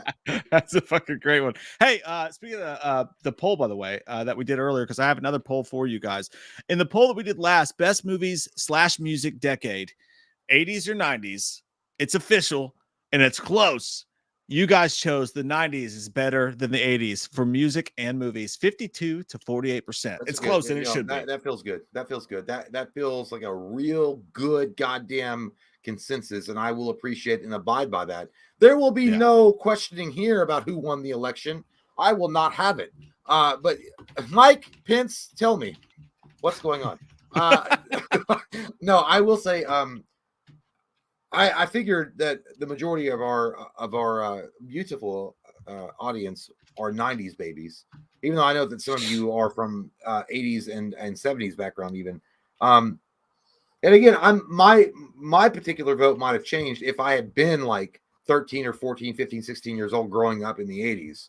But I was that age in the 90s, so those are more crystalline in my memories than the 80s. I also, dude, it's music. It's easy for me because I'm a fucking pop punk kid, so it's like Green Day and Blink-182 and all that shit. Even Pearl Jam. I know they were around in the 80s, but like still, it's definitely 90s for music for me. But as far as movies go, I just think that like you could argue the 80s for sure, but I think the 90s had so much more output. Like if you go back and look at all the movies that released in the 80s, it's minuscule compared to how many fucking things they were pounding out in the 90s. So by sheer volume alone, the 90s, and that doesn't always count, but there was a lot of quality shit too. I think the 90s takes it easily for movies, in my opinion. Yeah, The, well, yeah, 90s. Well, it's what I remember the most. But as far as like music goes, 80s. I mean, 80s did have like an almost impossible task back in the day. They had to overcome disco because they everybody killed was disco. like, Yeah. they were riding that disco dick all the way to the glowing Yeah. ball in the sky. That And would then have been us, dude. We'd have been like, fuck these fucking disco dudes. No, no, 100%. No, I mean, we would have been like listening to Quiet Riot or Def Leppard or White Snake or whatever the fuck. Because I never, I can listen to some disco stuff and be like, that's like, it's catchy. It's like whatever. But I would never be like, yeah, I'm going to bring a lady home after. And like, I want to get her panties down, look at her big bush with fucking disco music. It's not going to happen. Well, to be I'm fair, not, I mean, I'm not Austin Powers. You can't swing that shit unless you got that fucking charm. And Austin Powers was the only guy I know that could play shit like that and get that action. But I'm saying, like, in the 80s, they had a lot. Like, you could say the 90s, they killed big hair bands. But I mean, dude, it's not like disco was way bigger than the fucking big hair bands. Yeah, that's exactly what I was gonna say. Also, it's weird because like when you say like Nirvana and like the grunge movement killed 80s hair metal or whatever, that's fine and true, but like it was still in the same, it was still like degenerate shit. It was still rebellious. Like disco, I feel like was, and I don't know because I'm not from this time at all, but disco was like the cool kid thing. And then when rock, like heavy metal rock, these are like black and white. These are totally different things. When Nirvana took out like hair metal, you're still talking about rock and you're still talking about rebellious shit. It really wasn't that big of a deal. Like the hair metal, I call it big hair, but it's whatever. We can say whatever. But hair metal so bands, they used to call me in middle school. Big hair metal bands was like, they were like, for me, I liked hair metal bands. They were just fun rock. It was like, there was no deep message in the fucking lyrics or the music. It was just like, it's blessing and it's curse. Yeah, like I'm gonna go on the open road to fucking Nevada and lose all my money in Vegas and probably get divorced from my wife, and I'm gonna put on some White Snake and listen to it. I don't give a shit. Like that's all it was. So it really wasn't a hard thing for like dude, Will Arnwine said disco blows dogs for quarters, man. Yeah, it does. I bet it does. So yeah, but it's saying like 90s like rock killing hair bands was like as significant as 80s like techno or 80s rock killing disco. I don't think it's even in the same ballpark because disco was like a main thing, dude. It was like a Kohl's department store had just taken over the airwaves and like everyone was buying into their bullshit. And it took like a Spencer's to finally be like, no, man, we're going to play Quiet Riot today. And they're like, what the fuck is this? Totally different. It's totally different. So I appreciate more of the 80s, what they were able to overcome and establish in the 80s. Because I mean, when did disco die? Was it like 81 or 80? I don't even know. I have no idea. But like, I mean, I'm way fucking more 90s than I am 80s with music, but I do get it.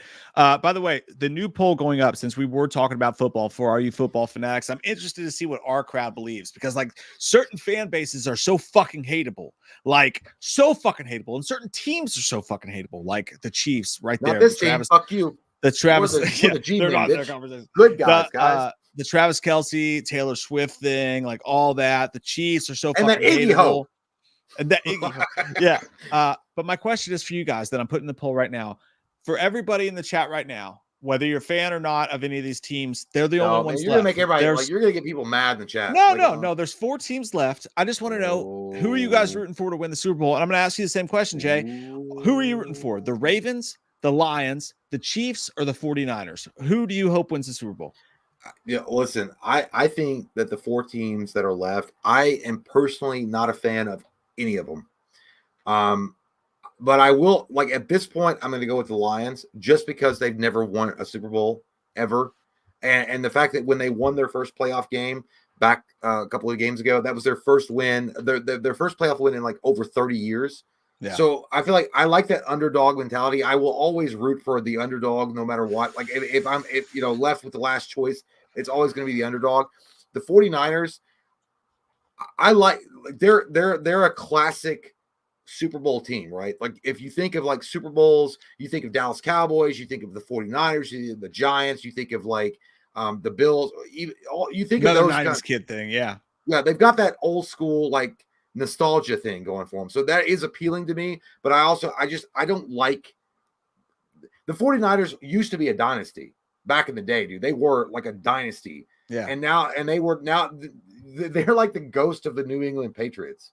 They've already got enough Super Bowls. I don't give it. Baltimore Ravens, nothing against Baltimore fans at all. Like nothing against you guys, but the Baltimore Ravens just feel like a custom team that you make on Madden. They don't feel like a real team. I don't know what it is. They feel like Feels like an expansion team. Yeah, they feel like an expansion team that you build on Madden, and then you pick all the best players, and you pick a really cool logo, and you pick a really cool color scheme. You're right, and then you win. Like I don't know what it is. I don't. Yeah, they look like a custom team. And who's the other one? The Chiefs. I hate Mahomes' fucking whole family. Yeah, I think Patrick. I like Patrick. I think Patrick Mahomes is a good guy that's caught in a really shitty situation. Like, he's got a crazy fucking wife. Who you surround yourself with, though. Well, he can't help his fucking brother. Yeah. Like, I like TikTok. Fuck you. So at the end, I'm going to go with Detroit. I'll pick the ultimate answer, final answer for $1 million. It's Detroit. I'm on the Detroit bandwagon as well. And then it hurts for me to say that because A, they play in the same division as the Packers. B, I have several fans who are Lions fans and they're constantly talking shit. C, the Lions, just out of spite, kept the Packers out of the playoffs last year. But I cannot help myself, dude. I fucking love, for two reasons, I'm rooting for the Lions. One, I fucking love Dan Campbell. That guy is the coolest motherfucker of all time. He's fucking awesome, and I'm so happy for him. B, I just want Lions fans to not be able to fucking cry and bitch anymore. Like, if they win the Super Bowl, all right, you fucking won the Super Bowl. Now shut up and stop playing victim all the fucking time. You know what I mean? Like, we get it. You guys fucking suck. Mike's victim shaming. That's ridiculous. I'm just saying. But no, seriously, I am rooting for the Lions because I think Jared Goff got a bad deal. I think MCDC got a bad deal. People made fun of him. I love that fucking guy. He seems like an awesome dude. Fuck the Chiefs. Tired of all their shit. The Ravens, I'm right there with you. I love Lamar Jackson. I think he's fucking entertaining as shit to watch. I just know what it is, man. As a team, they bore me. And B, I'm also really sick of the fucking Harbaughs. Like, fuck the Harbaughs, seriously. Yeah. Like, I like him way better than the Michigan dude, but like, god damn it, I'm sick of that fucking family. They're all creepy and weird to me. Like, they seem like they're gonna start a fucking marriage sex cult. I don't know. I don't like one of my favorite. I thought Ray Lewis was great. But Ray Lewis looked like he acted like The Rock representing the WWE when he was with the Ravens. Like, you know what I mean? Like, he was trying to guard against kayfabe. Fuck, that hurt. Yeah, like, he did. You know what I mean? Like, and again, I mean, don't get me wrong. Ray Lewis, as far as talent and what he brought to the game and who he was as a player, it was great. I mean, obviously one of the greatest of all time. But I'm saying, like, dude, if Ray Lewis had been on any other fucking team, dude, I mean, I would have loved it so much more. I would have loved Ray Lewis even. I mean, not against him. I'm just saying, like, the fact that he was on the Ravens. Do you guys know what I'm saying? Like, Mike understands, but do you guys get what we're saying? Like, about the Ravens, man? They just feel like so custom, like a custom team. Yeah. Like, back in the day, kind of boring. I remember when you said this, dude. Back in the day, and it was kind of dead on. When Tampa Bay Buccaneers won their first Super Bowl with Keyshawn Johnson back in the early 2000s, and you were like their store-bought team, or they were like paper mache champions. Yeah, like paper mache, because they felt fake. They had all the best talent in the fucking world. They had Keyshawn Johnson, they had Warren Sapp, they had oh fuck, dude, they had a great fucking team back in like 2001 or 2000 when Tampa Bay won. Dude, they were fucking stacked, dude. They were like, you couldn't beat them. Like, they were like a USA Dream Team. And then you were like, you call them paper mache champions. I'm not saying that Baltimore's the same way, but you said that Tampa Bay back then was like so fake, and that's how Baltimore feels. Yeah, and they've been there too. Like, didn't they? They won a championship, right, with Joe Flacco, I believe. Yeah, the Ravens won a championship with Joe Flacco. Yeah, back in the day. But like, and I love watching Lamar Jackson play. But yeah, they just bore me. Like, I want to root for them, but they bore me. And they were the game. Like, the first football game I ever played was '96 NFL Game Day, and I used to play with the Ravens, and I used to run this little check route with Todd Heap. That guy had a tragic life story, man. Fuck. But like, yeah, no. So it's not that. But and the 49ers, like, fuck them. Bunch of front running bitches. Your franchise has been ran great. John Lynch has done a great job with that program, but I can't stand fucking Jerry Rice. Well, the history running around. The history of the 49ers, though. I mean, you can't go. Yeah, that's what I'm saying. Like, they've been there several times. Yeah, I'm tired. I'm fucking tired of the 49ers and their fucking fans. They annoy the shit out of me. So I'm definitely not rooting for them. So yeah, I'm a Lions. I'm going for the Lions, man. I think there's some, while I don't agree with like the goddamn oh woe is me fucking Lions fan base all the time. I do think it's always nice to see a franchise that has never won one win one. And I love MCDC. I like Jared Goff. I Yeah. like the people behind that. Hard Knocks is fucking great. Let's go Lions. That's who I'm rooting for. Yeah, maybe Fox. maybe if they actually fucking win, they can stop selling houses for VCRs in Detroit. Like it'll bring back some good times. Yeah, switch it around a little bit. Maybe do something good. Austin! Hey guys, just popping in with an important question. Why is 80s Eddie Murphy the funniest guy ever? But after that, it's all watered down peachy dad jokes. That's just culture, man. That's like that. Unfortunately, that's what happened to him. I feel like he wanted to keep working in Hollywood, and the only way that you do that is you succumb to the narrative that Hollywood was pushing, and that's what happened. I feel like Eddie Murphy, like literally, it's so funny. If you look at Eddie Murphy's old stand-up comedy, like Raw, and the title itself, Raw, where he was just being himself and he was like telling jokes like that were offensive, and that's what comedy is supposed to be. It's supposed to make you, have a dialect or a discussion about heavy topics. That's what it's supposed to do. But he was just himself, and he was having a good time, and he was wearing a goddamn leather suit, and his balls were probably sweating so much he could have filled the River Jordan, and he didn't give a shit. And he even said his idol was Richard Pryor.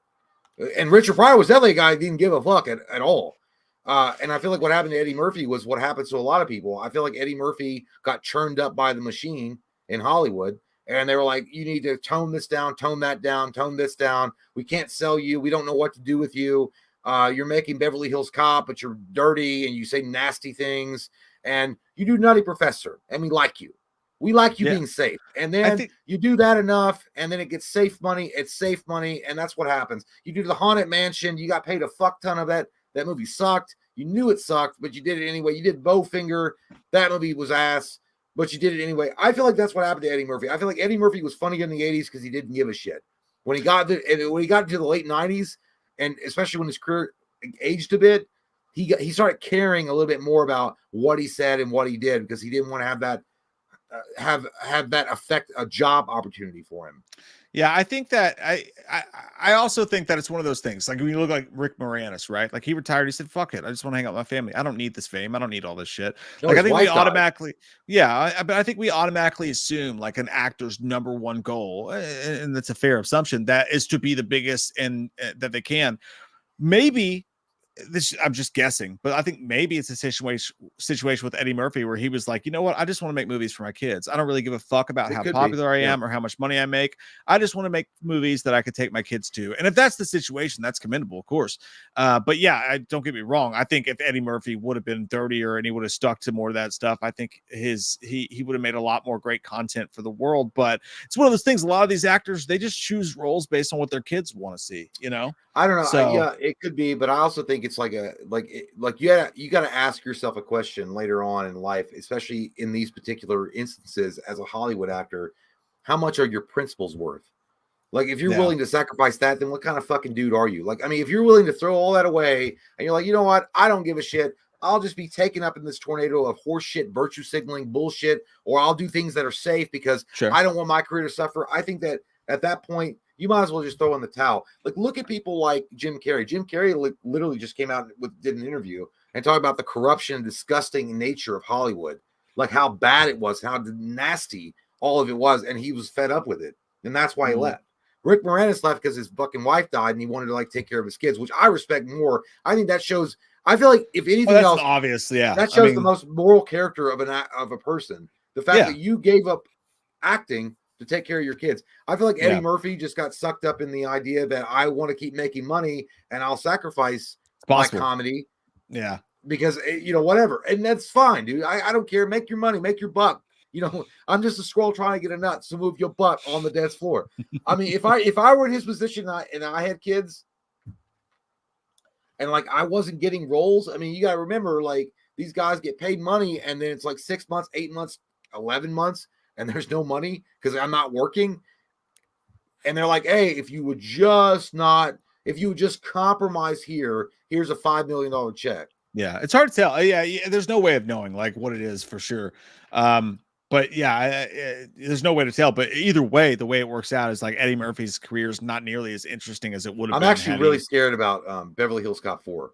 I am too. The trailer did look good, but yeah, I know, got but some if sketchy he's things. like going into this, like I want it to be PG-13. I was like, dude, shut the fuck up. It's And not. maybe that's not him. I mean, that could be somebody else too. But I I thought don't someone know. say he got all Christian.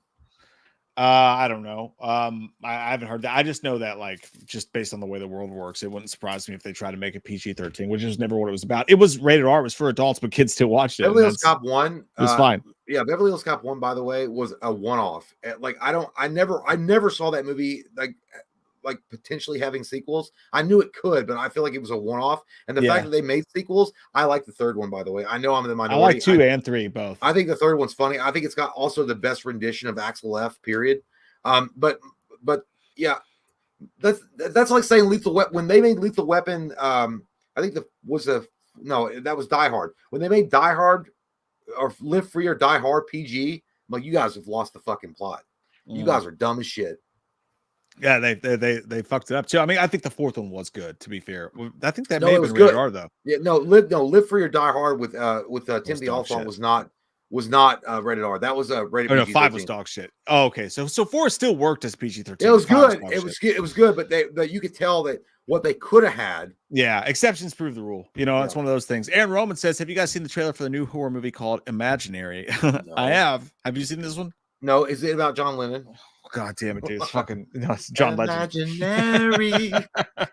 Dog shit. Typical fucking. To me, it looks like typical goddamn Blumhouse garbage juice. Like, what's it about? It's about a fucking bear, dude, that comes to life and kills people. Like, Teddy Ruxpin. God, fucking Meg, or not Meg, fucking Mithrigan. Same shit. It's a bear. It's a teddy bear. It's this Ted story with Mark Wahlberg. It's like thunder. Oh, so so you can suck my cock. So it's a dirty doll that comes to life and murders like Chucky. Yeah, same shit. We've seen it a billion fucking times. Blumhouse knows that people will eat it up, and honestly, they're just fucking Ron, Walmart horror garbage juice shit. I haven't seen it, Ron, but thank you. Maybe Balake will tell me the same shit. Don't waste my time, Ron. Don't waste my motherfucking time. Michael Parton, and not you. I'm talking about the movie. No, Michael Parton says Madame Web is going to be DOA, dude. Have you seen this shit? Madame Web. God. It looks like shit. If you guys don't know who Madame Web is, pick up a goddamn Spider-Man comic book and tell your wife no when she asks for sex once in your life. Listen, Madame Web is a great character. She's an amazing character in the Spider-Man verse. But and she actually they represented her pretty well in the animated series in the 90s. But holy fucking shit, dude. I totally forgot they were doing a TV show until I was trying to watch a show of mine on YouTube. And I saw this weird thing, this bitch riding in the subway. And then she's like, oh, and then she sees it's like a movie vision. about it. No, it's a movie. I thought it was a show. But she has a vision, and then she sees like a creeper like attacking someone, and then all these females that think they can be Spider-Man showing up. I'm like, oh, so that's how you recover. Have more female-centric characters that no one gives a shit about, because that's how you do things in Hollywood. And you have a fucking movie that's going to bomb. It's not going to bomb because it's a female. No, it's not. Character. No, it's not going to bomb because they're female. It's going to bomb because the story looks like shit. You're adding it, but you are also double down on the fact that we are going to have a female-led shit about. Like, dude, listen, Marvel is fucked up so bad. I don't know how in the fuck the person that is involved in their accounting or that Sony more than Marvel here on this one. Sony's they have a great track record with Andrew Garfield movies and Morbius. My point being is like and again, it's not about the female. It's not because it's a female-led movie. Again, I've liked female-led movies. I think that the Predators, and a lot of people hated that movie or Predator. I thought it was all right. There was a lot of movies that came out that were female-led that I didn't mind. And I hate the fact that I had to explain it. I hate the fact that I had to explain it. Hold on. I was backing you up on that one. I wasn't bearing you. I was saying you're not. Jay's not saying it's because I know you were, but I hate the fact that we live in a world today that you have to explain that shit. Like, no, I got gay friends or I got black friends. Like, who the fuck cares? In jail, I can criticize fucking movies, and I can criticize a show, and not based on sex or gender or race. Fuck you. But my point being, it looks like trash. It looks like shit, and it's one of those movies Madam Web is a great character. She's a side fucking character in the Spider-Man universe. No one gives a shit. You might as well make a Mary Jane tackles journalism movie. Because I'm sure people are going to line up for that fucking shit. Stop playing games with my heart. And this is my only takeaway from it was this. Like, it doesn't have to do with like the culture, like, none of that stuff. Like, my only takeaway was I watched that fucking trailer and I was like, oh my god, this looks just as a movie, like forgetting all the other stuff, as a movie, this looks like CW produced fucking garbage juice. I feel fucking terrible for Dakota Johnson that she has to go out and actually try to market this fucking hot dog bag of fucking hot dog water. It looks fucking terrible, and it's just like it goes right back to fucking not Aqua Teen Hunger Force, but Teen Titans. In the Teen Titans movie, the cartoon, I think that show's funny as fuck. They made a movie where like the Teen Titans go to the movies and they're watching the trailers for all these superhero movies, and they're like, coming next summer, Alfred the movie, and they're making a joke about how we're taking all these fucking side characters and they're just milking the fucking shit out of it. And like we're so far beyond this now. Like, we have noticed, acquired, scoped in the fact that superhero fatigue is a fucking real thing, and Sony's dumb fucking stumbling ass drunk in the middle of the streets in the middle of the night. It's like, well, everybody will want to watch them without they fucking won't. They fucking won't. They're being influenced by Marvel, dude. Like, no, dude. What we're living in today is literally what South Park said. Put a chick in it and make her gay. That's Kathleen Kennedy. I mean, Madame Web is a woman, so it's going to be about a woman. It's not that. I don't give a fuck. Nobody cares. Who are you making it for, bitch? They're not going to show up. You're supposed to be making it for comic book fans. They're not going to show up. You're going to lose money. I mean, at what point, when your asshole is leaking out money, do you like, let's fire the fucking creative team because the investors are getting mad? Like, dude, I swear to God. Kraven the Hunter, by the way, is another one. Fucking pointless. Nobody wants to see a fucking Kraven the Hunter movie. Nobody wants to fucking see that shit. Put a chick in it and make her gay. It's a villain. It's a villain. We don't need a whole movie about the villain. Why do we need a Kraven the Hunter movie? We don't need, you know what? I don't even need to say anything. You guys can watch them burn themselves alive. These studios are literally dousing themselves in fucking gasoline and setting themselves on fire. You can watch the shit happen yourself in real time. We don't even need to criticize it. You can see the trailer for yourself, Madam Web, and ask yourself seriously, do you want to go to a movie theater and sit down and watch that piece of fucking hot burning, goddamn underwear stinking, holy shit, you crushed it in your fucking panties, shit ass movie? Nope, you won't. Guess who won't go do it also? The people that were pushing for this kind of movie. And when it doesn't happen, sexist ass pigs, sexist motherfuckers. That's why the movie failed. Oh, it couldn't have been the writing or the direction. No, it's sexist men. I mean, I don't even think, I really don't think it's a sexist thing. Like, again, I have no interest in Kraven the Hunter either. Like, I have no interest in fucking Madame Web. But Kraven the Hunter is actually a main character. It's a fucking villain. It's not a main character. It's a villain. Main villain. He's one of the best villains that Spider-Man's ever had. I'll give you Joker. Joker is like a fucking heavyweight goddamn villain, right? And they did something smart with it. They didn't just try to make a generic horror movie with it, but or a generic superhero movie with it. But like, I mean, yeah, you can make a fucking one-off superhero movie about a woman, sure, but it's not about it being a woman. It's a fucking side character, like you said. Yeah, it's a side character. It's not about like what are we doing? Talk about the sex or gender of them. I don't give a fuck. Just like Alfred might mention Alfred. I don't want to fucking hear about Alfred's story. I don't give a fuck about Alfred's story. I'm not gonna go out to eat. You know, like if I go to a restaurant, I'm not gonna go, oh man, they got fucking mashed potatoes. Like, I'm not gonna go for fucking, hey, we got really good corn. Like, hey, you got to go to this restaurant. Trust us. Yeah. Tonight, we're serving something special. It's a fucking baked potato. No, you're going for a fucking steak. You're going for a cheeseburger. You're going for a fucking wings, like whatever. Like, stop trying to shove a fucking baked potato in my mouth and give me fucking Galactus. Give me all these storylines that we haven't touched on, and stop trying to milk the fucking teats as much as you can milk these fucking teats. To be fair, I the one Scarlet Witch, she's a great character. I think I kind of enjoyed it, but I didn't give a fuck about Vision, even though he's integral to that plot.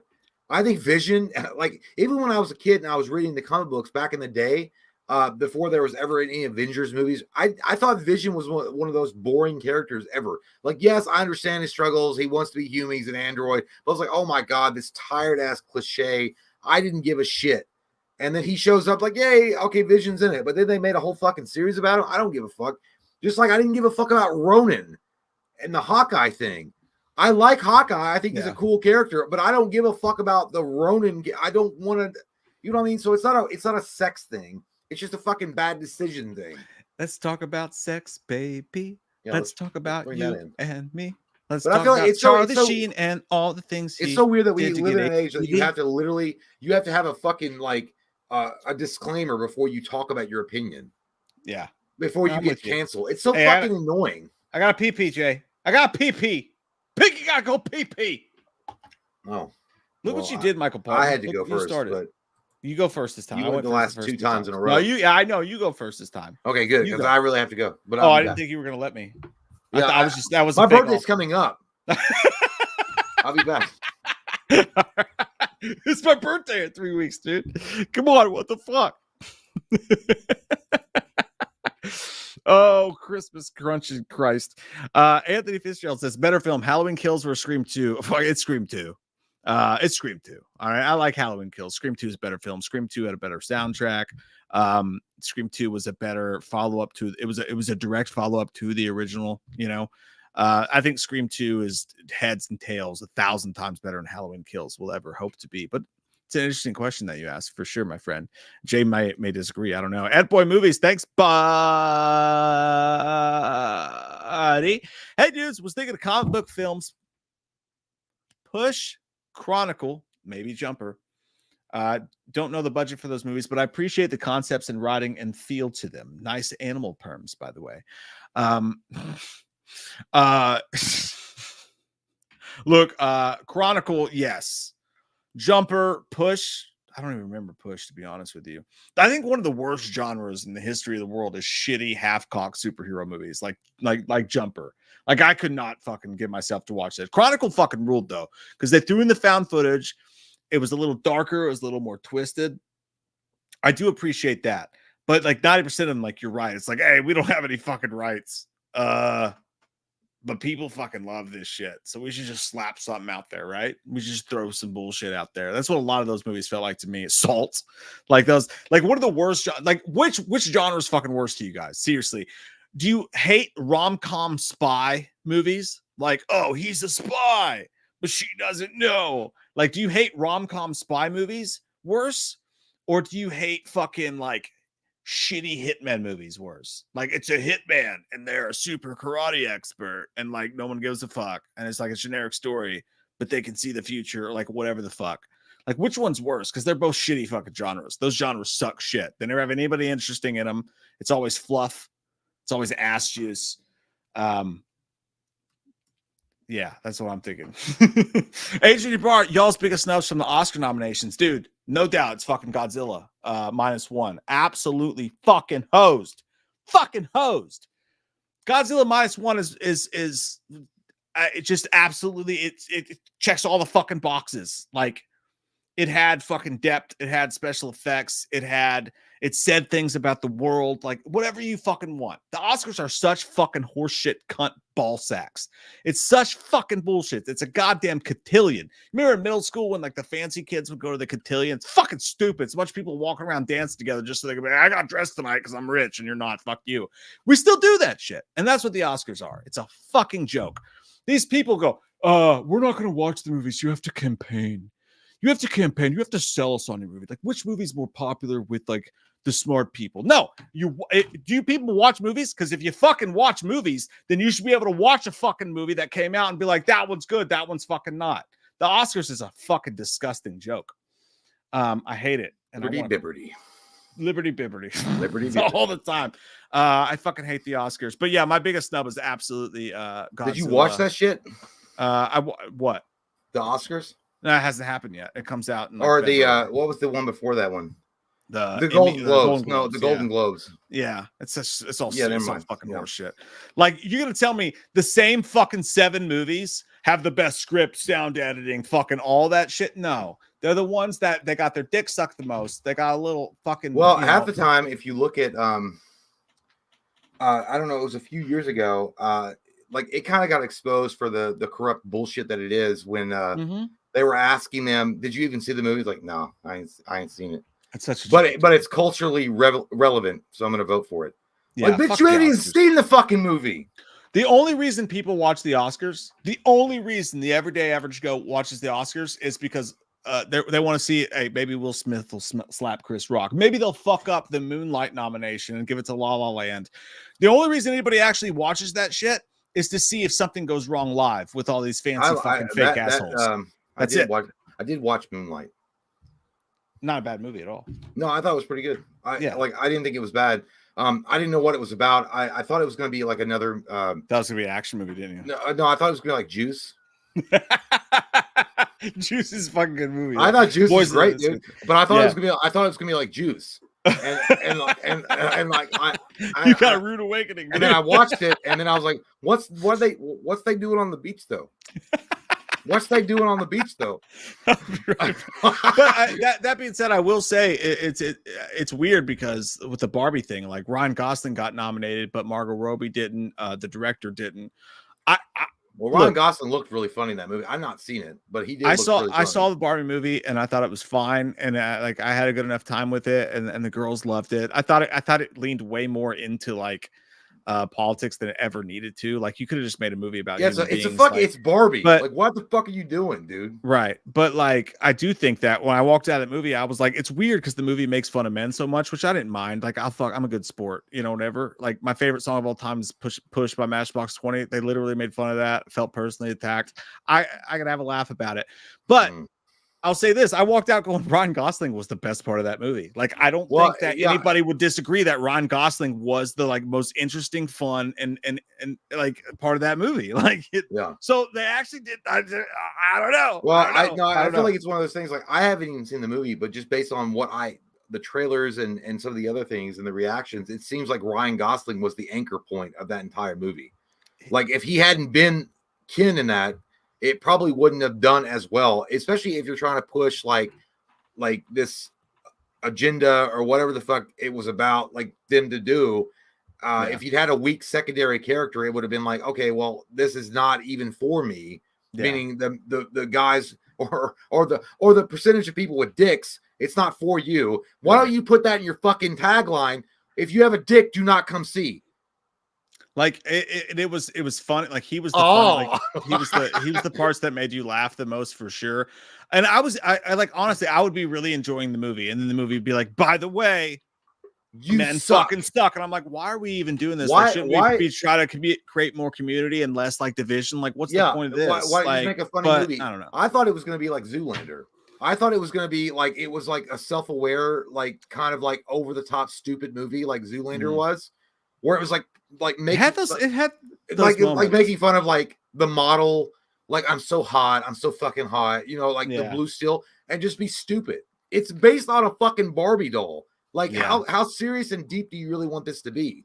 No, they had a full moment where a character goes on like a 10-minute rant about how you're supposed to be pretty, but you're also supposed to want to watch the game. You're supposed to keep the size waist, but you're supposed to like whatever, all this stuff. Well, yeah, and then like 90%, but like I'm all for it. Like, I love, like I said, a dad to two girls. I love that they can watch a movie and they can feel empowered and like they can feel like they see themselves on screen.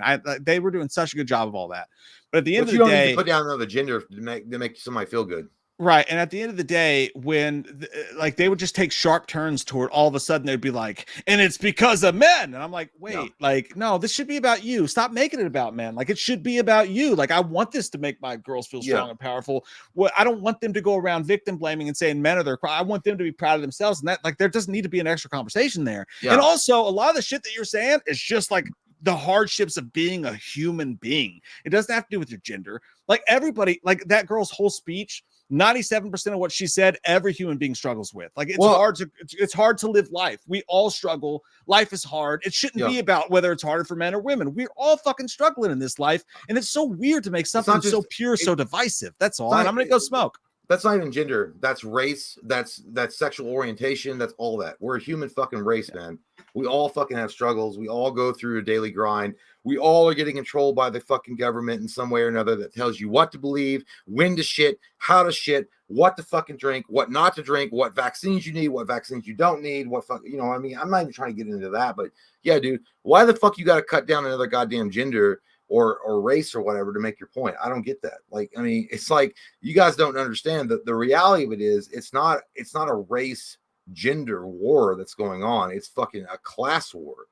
Like, it's like the fucking elite, the top, fucking 1% that control everything as far as like tell you how to fucking feel and think is the one that is actually like, in my opinion, the enemy. I mean, they're not enemies. I mean, not like, you got to storm them and kill them or some shit like that. But you know what I mean? Like, we're all in it together. And I really thought, and I haven't seen the movie. I don't want to watch a movie like that. Because I thought Barbie was going to be just like a stupid Zoolander-ish ass movie. And to be fair, when I saw the trailers, it looked appealing. But based on what Mike was saying and some of the other reviews that came out, I was like, I don't want to be bitched at for like the entire movie. You know what I mean? Just for being a dude because I have a wiener and I'm somehow a bad guy. But yeah, and like it's so hypocritical, dude. Like, I mean, the whole fucking thing, like women have to be a certain size and they have to look a certain way.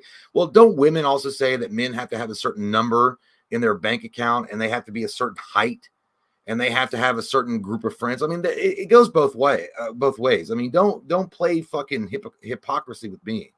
That's stupid as fuck. We all have our faults as far as genders and things go, as far as like what we expect from one another. But at the end of the day, yeah, I don't appreciate movies like that, even slightly. I think it's stupid. It's divisive.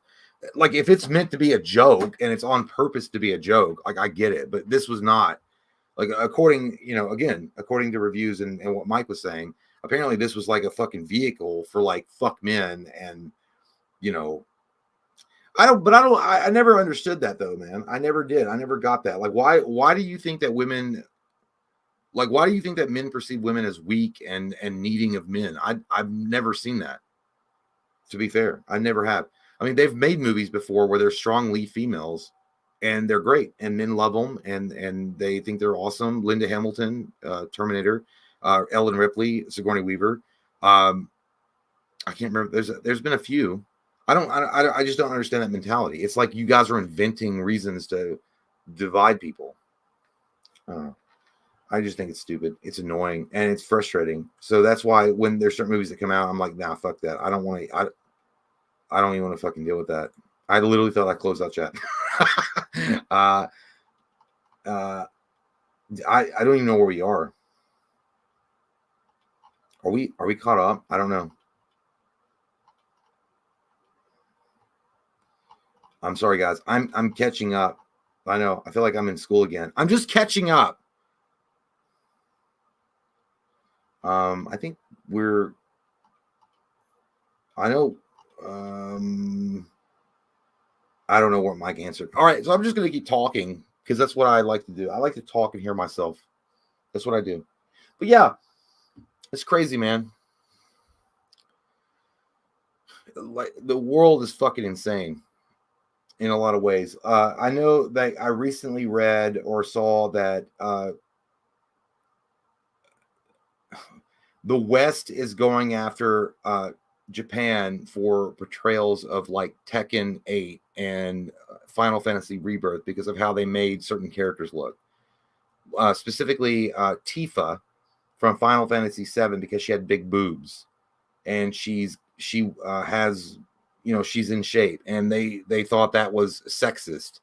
What the fuck are you talking about? Like, that game has been around since like 1997, specifically Final Fantasy 7, and that's just her character. It had nothing to do. They weren't like changing her appearance to make her more appealing to men's eyes. She just was already that character. But there's these groups that are coming out and trying to attack like the developers like Square Enix and I can't remember, is it Capcom that made Square Enix, and they're like, no, fuck you. We're not going to be influenced by your weird ass like societal belief in your in the West and try to make us see it your way. It's annoying, dude. Like, it didn't stop with the movies. Now it's after video games. It's after any fucking media that you consume. Just depending on what they find offensive, which I think is disgusting. just shut the fuck up and enjoy it. Like, let people make Shut the movies fuck that are up and good dance. or video games that are good, and stop trying to do that ESG shit. Like, shut the fuck up and let it go. What does I ESG don't. stand for? Oh, I don't know where we were, so I quit. I was trying to get. I don't know where we were. Burps.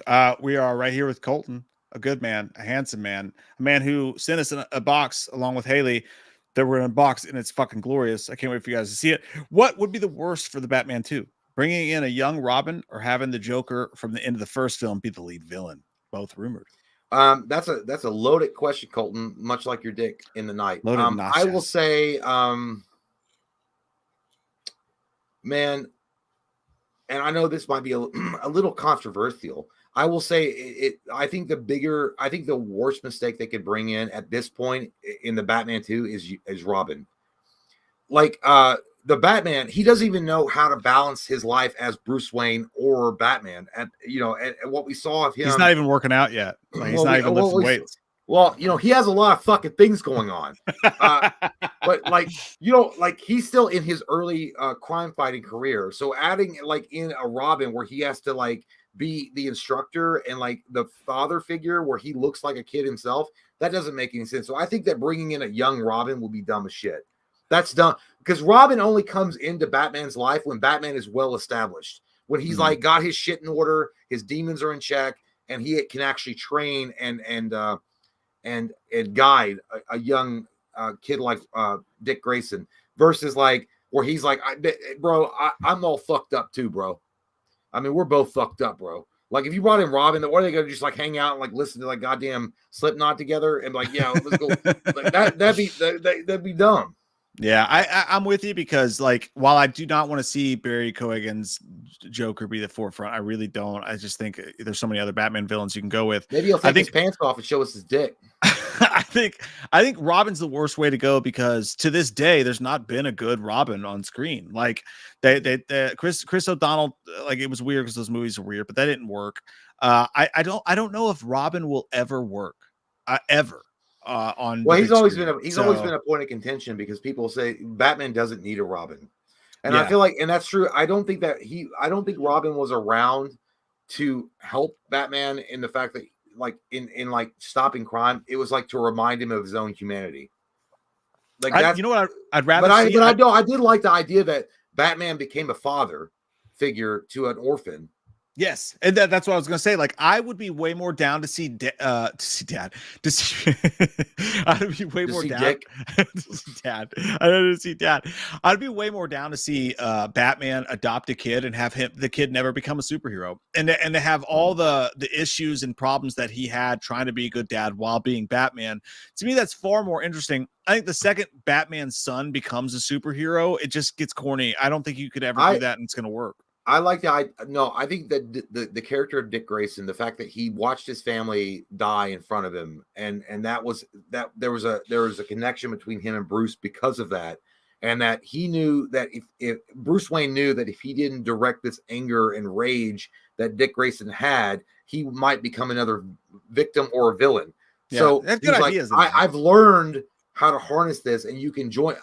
Again, Dick Grayson. And Batman as his father figure is the best. Like, it's great. And but I never thought it was because Batman needed help. It was just like Batman was like, he saw something in him in Dick Grayson. That all makes sense. But the second Robin gets dressed as Robin, I just feel like it gets corny. Well, no matter what you do. Well, the outfit might be dated, but I mean, the story's great. But yeah, other than like the Batman 2, like, dude, like who the fuck is going to buy Robert Pattinson as being a daddy?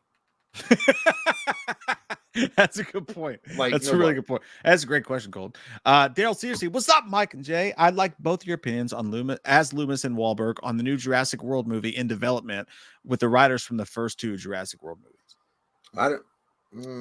They're doing a new one, yeah. Are they doing it like, is it a sequel or is it a remake? It's a sequel. They're doing another Jurassic. I don't think you need to touch that. I don't think you need to touch that any fucking more. You know what? You did the fucking movie. You had the fucking rights to Jurassic World. You got the fucking dinosaurs. You got a fucking Barbasol fucking can right there. Open up right in front of you. You got to open it right in front of fucking you. Say hi to your mother for me. And there's just nothing. There's nowhere else to go. There's no more fucking Wahlburgers we can open around the corner and have a nice fucking special meal. Everybody knows what fucking Wahlburgers is, okay? If they want to go to fucking Wahlburgers, they're going to go to fucking Wahlburgers.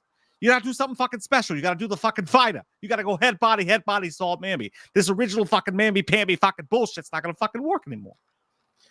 Yeah, I think that it's like this at the end of the day. Listen, I laid down with a prostitute. I thought I got her pregnant.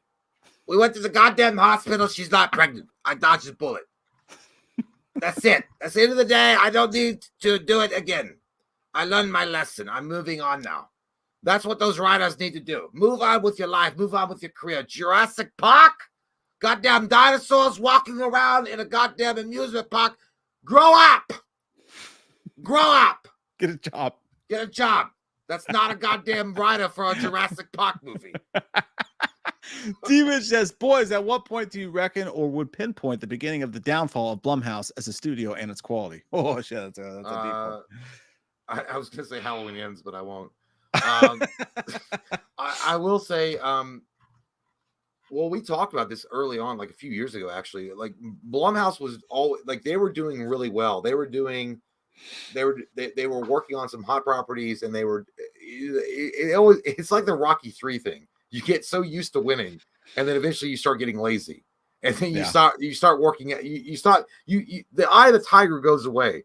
I don't know when that was, but it was around that time when they were at the hottest, and they were like buying up properties like they were fucking Pac-Man. They were just buying shit, and they were like, "We're gonna remake this, we're gonna do this, and we want this, we want Scream, we want all this." I'm like, this is when I knew. I was like, "Yeah, you guys are just more interested in making money really quick rather than producing like movies anymore that were actually worth a fuck."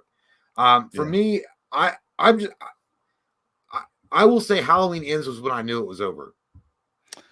Yeah, I think that it's that's a really good question, because you'd have to really go back and look through the filmography and what they've been putting out to tell. But like, I think it was around the time of Halloween Ends for sure. I think it was the time that you heard Blum's like, I want to get into television, I want to do this, I want to do that, I want to buy this and that. When movies like Ma would come out, and they would be just like, okay, this was like Ma, for instance, is like an all right horror movie. Like it would come out in the 90s. In the 90s, it would have been fucking slammed. Everyone like, horror sucks. This is all garbage. And I'm glad it's not that way now. But also, it seems like anything barely above average and because of the Rotten Tomatoes syndrome of the world, because of the way that they aggregate, like anything that's just barely above average is treated like this massive fucking success, like Mathregan. Like anything that's just like, that was a decent horror movie, I had fun with it, but it made a fucking gajillion goddamn dollars. And like, I just feel like post Sinister, and I'm sure I'm wrong, I have to go back and look, but like it feels like post Sinister, like it was like, oh, we're not trying to scare people anymore. We're not trying to really frighten people anymore. We're not trying to make classic movies anymore. We know we can turn a fucking dollar. And that's our only sole purpose. And we will go to that purpose as far as like, we'll show everything in the trailer. Black Phone, as good as it was, did the same thing. We showed it all in the fucking trailer. We'll show it all to you in the trailer. We're not going to try to make it divisive. We're not going to try to make it something people are going to talk about afterwards. It's not going to upset or offend anybody. We know exactly the formula, just like Marvel. The second they came up with the formula, really was the thing. Like they stopped trying to make great films and they started trying to make money. And like, Blumhouse turned into Terrence Stamp from Superman 2, and we will go to Houston and we will rule. Finally, we will rule. That's what they were. They were Terrence Stamp. Well, and that's the thing. When they don't need to take a risk and put out a movie that could possibly scar and upset and offend people, but could get such great word of mouth and could change the genre, that's going to get them their box office. Yeah. The second they didn't need to do something like that to get great box office, they'll just put out whatever and it's going to be safe. Well, that was the second it died. Yeah, I mean, the writing was on the wall. Like, I feel like Halloween Ends, though, personally, was like that was a dick slap to your face to be like, we're not the same company that we were. So it's definitely the biggest, most egregious for sure. Lee the Machine, thanks, buddy. Once again, Jay, RoboCop game gets a new game. Plus, are you still playing the game? I did read this, by the way. I'm not. I know. Listen, dude, I'm not even going to talk to you about the fact that I've looked up RoboCop Rogue City on my phone so much Twitter account that it's already a predictive text. Like when I like literally, if I type in on Google on the Google thing right here on this part right here. It literally, if I type in RO, it says RoboCop Rogue City. It already the predictive text, and I Twitter and I saw that shit. Am I still playing it? I'm not going to answer that question at all. Yes, I have. I've experimented with it. I've still played a little bit. I beat it on hard and I beat it on normal. It's amazing. Isn't it amazing that a small studio such as them announces RoboCop Rogue City? They love the fan feedback. It did so well for them, and they are so appreciative that they're gonna give you a new game plus. 3 weeks later, boom. How you doing, Houdini? There it is. Insomniac, those motherfuckers for Spider-Man 2. It's been out since October. They're still saying we are early 2024. We don't have any news about New Game Plus. That motherfucker should have been shipped with the goddamn game. You know what? I know they got hacked. It fucking pisses me off. Again, a AA studio made this game, RoboCop. New Game Plus was announced 3 weeks ago. It's already implemented. Insomniac, fuck you. Fuck you, bitch. That should have been that should have been launched with the game. They gave an incomplete game. You guys haven't given a deadline for it. All you want to do is tweet out, look at this cool picture that someone took of their Spider-Man flying through the sky of Manhattan. Isn't it cool? Fucking losers. But yeah, I'm definitely gonna go back and play. I'm gonna play RoboCop New Game Plus on Xbox because the PlayStation 5 has still got like some fidelity issues. So I'll play. But yeah, it's amazing. It's so cool. I hope they add DLC, which I know they won't. But the New Game Plus is cool. I'm super pumped about it. Jay got that for me for Christmas. I still haven't got to play it yet. I'm waiting for like a day that like a snow day or something where like I can play with my daughter and we can have a good time going through that together. But like that game sounds dope. I'm fucking psyched that they're doing extra shit for it. It sounds like it could be super successful. So when you beat the game, oh my god, I look like such the biggest like fucking. So when you beat the game, for real, your hair looks good, Jay. Stop fucking with it. No, I was fucking fine. No, I look like that kid that's like trying to like sell you some magic cards when it first came out. I think it looks good, man. When you first get like the magic deck that you need, you also need to make sure that you understand like health, like HP. And attack power. But no. You look like we could shotgun some beers together, but also you're gonna be ready for church on Sunday morning. Yeah, that's what your hair says to me right now. Preaching. But it looks good. I'm gonna be preaching to the lost. So listen, so the cool thing is when you beat the game, the cool thing is what you can do and what New Game Plus means. I don't even know if you know what that means. All that means is that when you start a new game, so like if you beat the whole game and you unlock all these like cool abilities or whatever as you progress through the game, then you can play it again right away and hit New Game Plus, and you keep all those abilities and things that you've unlocked, and you get to start the whole game again with like a badass. Like you just like John Connor. People. Huh? You look like John Connor. Like you could play John Connor right now. Easy with that hair. I think it's good, dude. I don't know what the problem. No, I mean I'm excited for New Game Plus, man. Yeah, for sure. It's amazing. I'm excited just to start that fucking game. Leave the machine once again. Thank you, buddy. He says, imagine Dr. Loomis and Dr. Chalice meets Special Officer Doofy. Who's going to smell his finger? Chalice would smell his finger right away, and Loomis would be like, I'm not going to smell that dirty ass fucking like goddamn Hershey ass finger. I'm going to smell your finger right now, and I'm going to ask, is Tatum home? Is Tatum home? Because I want to take a nap. I just thought maybe Tatum could have a nap with me, and we could nap together. I'll smell your finger until the cows come home, pal. All right. Can you? But speaking of cows, can you make a hamburger? Do you have any beef in the fridge? Or because I'd love a hamburger. We'll hang out with Tatum. Is Tatum home? Is Tamara home? You could put Dr. Loomis would just like what he's saying is he wants to put his dick in your vacuum cleaner. Yeah, that's right. And I'll fuck Doofy too. He seems like he could be fun. Gross. Austin, hear me out. Both have advanced tech, crazy weaponry, battle tactics, infiltration strategies. Terminator vs. Predator. Imagine a Skynet Predator. The world would die 1,000 times over if that were to happen, my good sir, Austin. What do you mean? Imagine a Skynet Predator. What the fuck? Do you not? What do you like? That's like Predator using a game genie to win. Like that doesn't even work. A Terminator versus Predator, like as a movie, at the end of the day, Predator will win because he's got the organic like ability to do things that are like a machine can't do. A machine is programmed to do a certain thing, right? They have certain movements that they have to. A Predator is an organic being, like they can think on their feet. Predator's going to win. Well, yeah. Here's my problem with that idea, though. Like, I mean, really, like Predator, they got beat by an old lady with a shopping cart. Like the Predators got beat by Danny Glover. They got beat by Arnold Schwarzenegger. They were beat by got other beat by the organics chicken though. prey. Other organics. Well, you got a point there. Yeah. I still Stop arguing with me. I'm going to agree with you. Like all that being said, I think Terminator wins. Stop arguing with me. I think Terminator.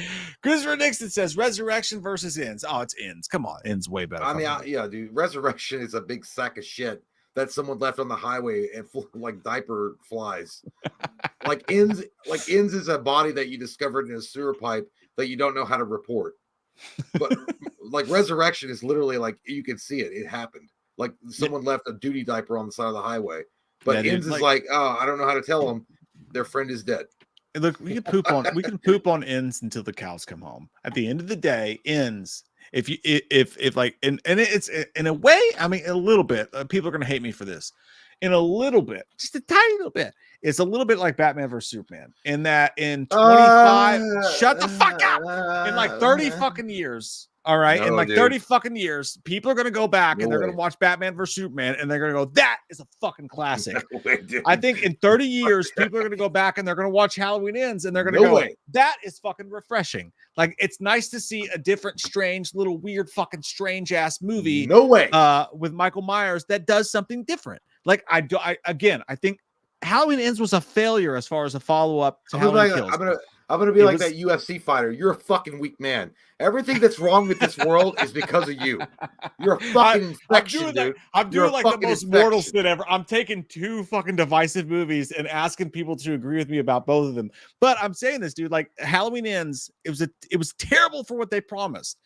From fucking Halloween 2018 through Halloween Kills to the unveiling of Halloween Ends, terrible for what they promised.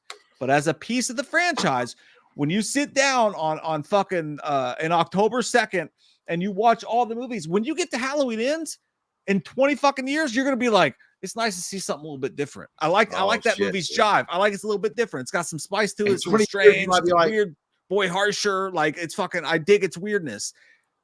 You might be like, hey, man, my dad was right. Halloween 4 is great.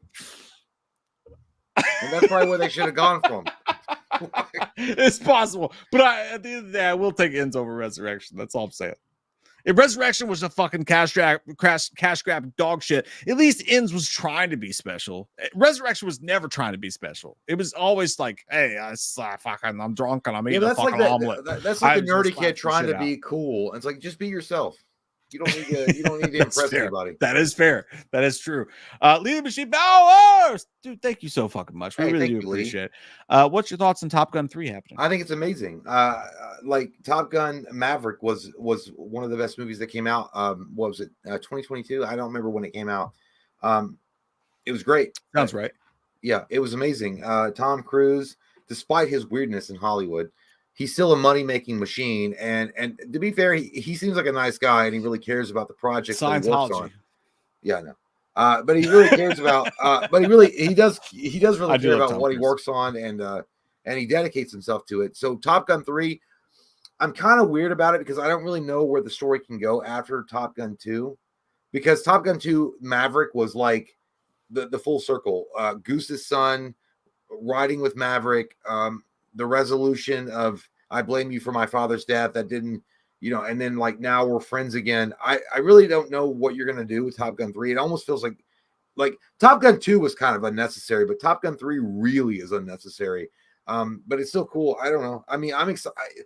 Like if Tom Cruise is a part of the production and the vision of it, it's going to be good. If he's not, and if he's just like going to be, which I don't think that's going to happen. If he's just an actor that shows up to do it, it's going to be terrible. But yeah, I mean, I'll be interested to see what they do with it, but I really don't feel like there's a need for Top Gun 3. It's weird unless you're planning specifically to kill Maverick off, which is stupid. Yeah. Well, it's weird because like Ridley Scott, what he said about Maverick was something along the lines of, he was like, I just didn't feel it was necessary. Like my brother, Tony Scott, he was like, he made an original movie and this just felt like a whatever, like it didn't really have a purpose to exist. It was kind of forced. No. And I would agree with him on that. I'd also agree with the fact that Top Gun Maverick was a fucking badass movie. Amazing. reminded audiences of what it was like to see this pure fucking holy shit, let's fucking go package of a movie. So, but as And far no as politics, another one, no politics, just having a good time. yeah, as far as another one coming, I'm with you. Like, I don't really see the need. Like, you could argue Top Gun in itself like was fucking unnecessary because it was like a training exercise. So like, we're gonna do a third movie based on a fucking There was like training story in there. There was exercise. story. No, I know, but I'm like at its like bare minimum. So yeah, I don't really see the need for it, but like I'll fucking watch it and hopefully it's dope. Yep. You know, I'll give it a chance. Sure. I'm gonna give you a chance to come over here and hang out. Suck a ding dong. Sean, thank you, Sean.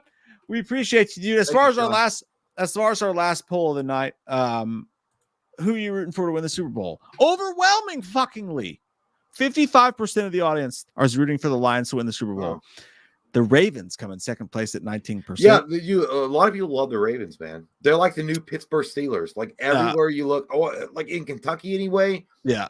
There's an overwhelming presence of Steeler fans everywhere. 14% say the Niners, and the lowly Chiefs are at 12%. So Everybody wants the Chiefs. Now I know the Chiefs are going to fucking win. Yeah, that's what the NFL wants. Now it's going to be the Chiefs. Show me that fucking Tay-Tay. God damn it! If the Chiefs win again, I'm fucking Brittany Mahomes. I'll do it. I swear to God. I will do it. Test me. I'll leave a dislike on her fucking TikTok. I swear. I'll fucking do it. Hey guys, I had a fucking blast tonight. I needed really this. Really had a good time and appreciate all of you guys so fucking much. From the super chats, just people hanging out, people watching, not even chatting. It's super fucking cool to come and hang out, buddies.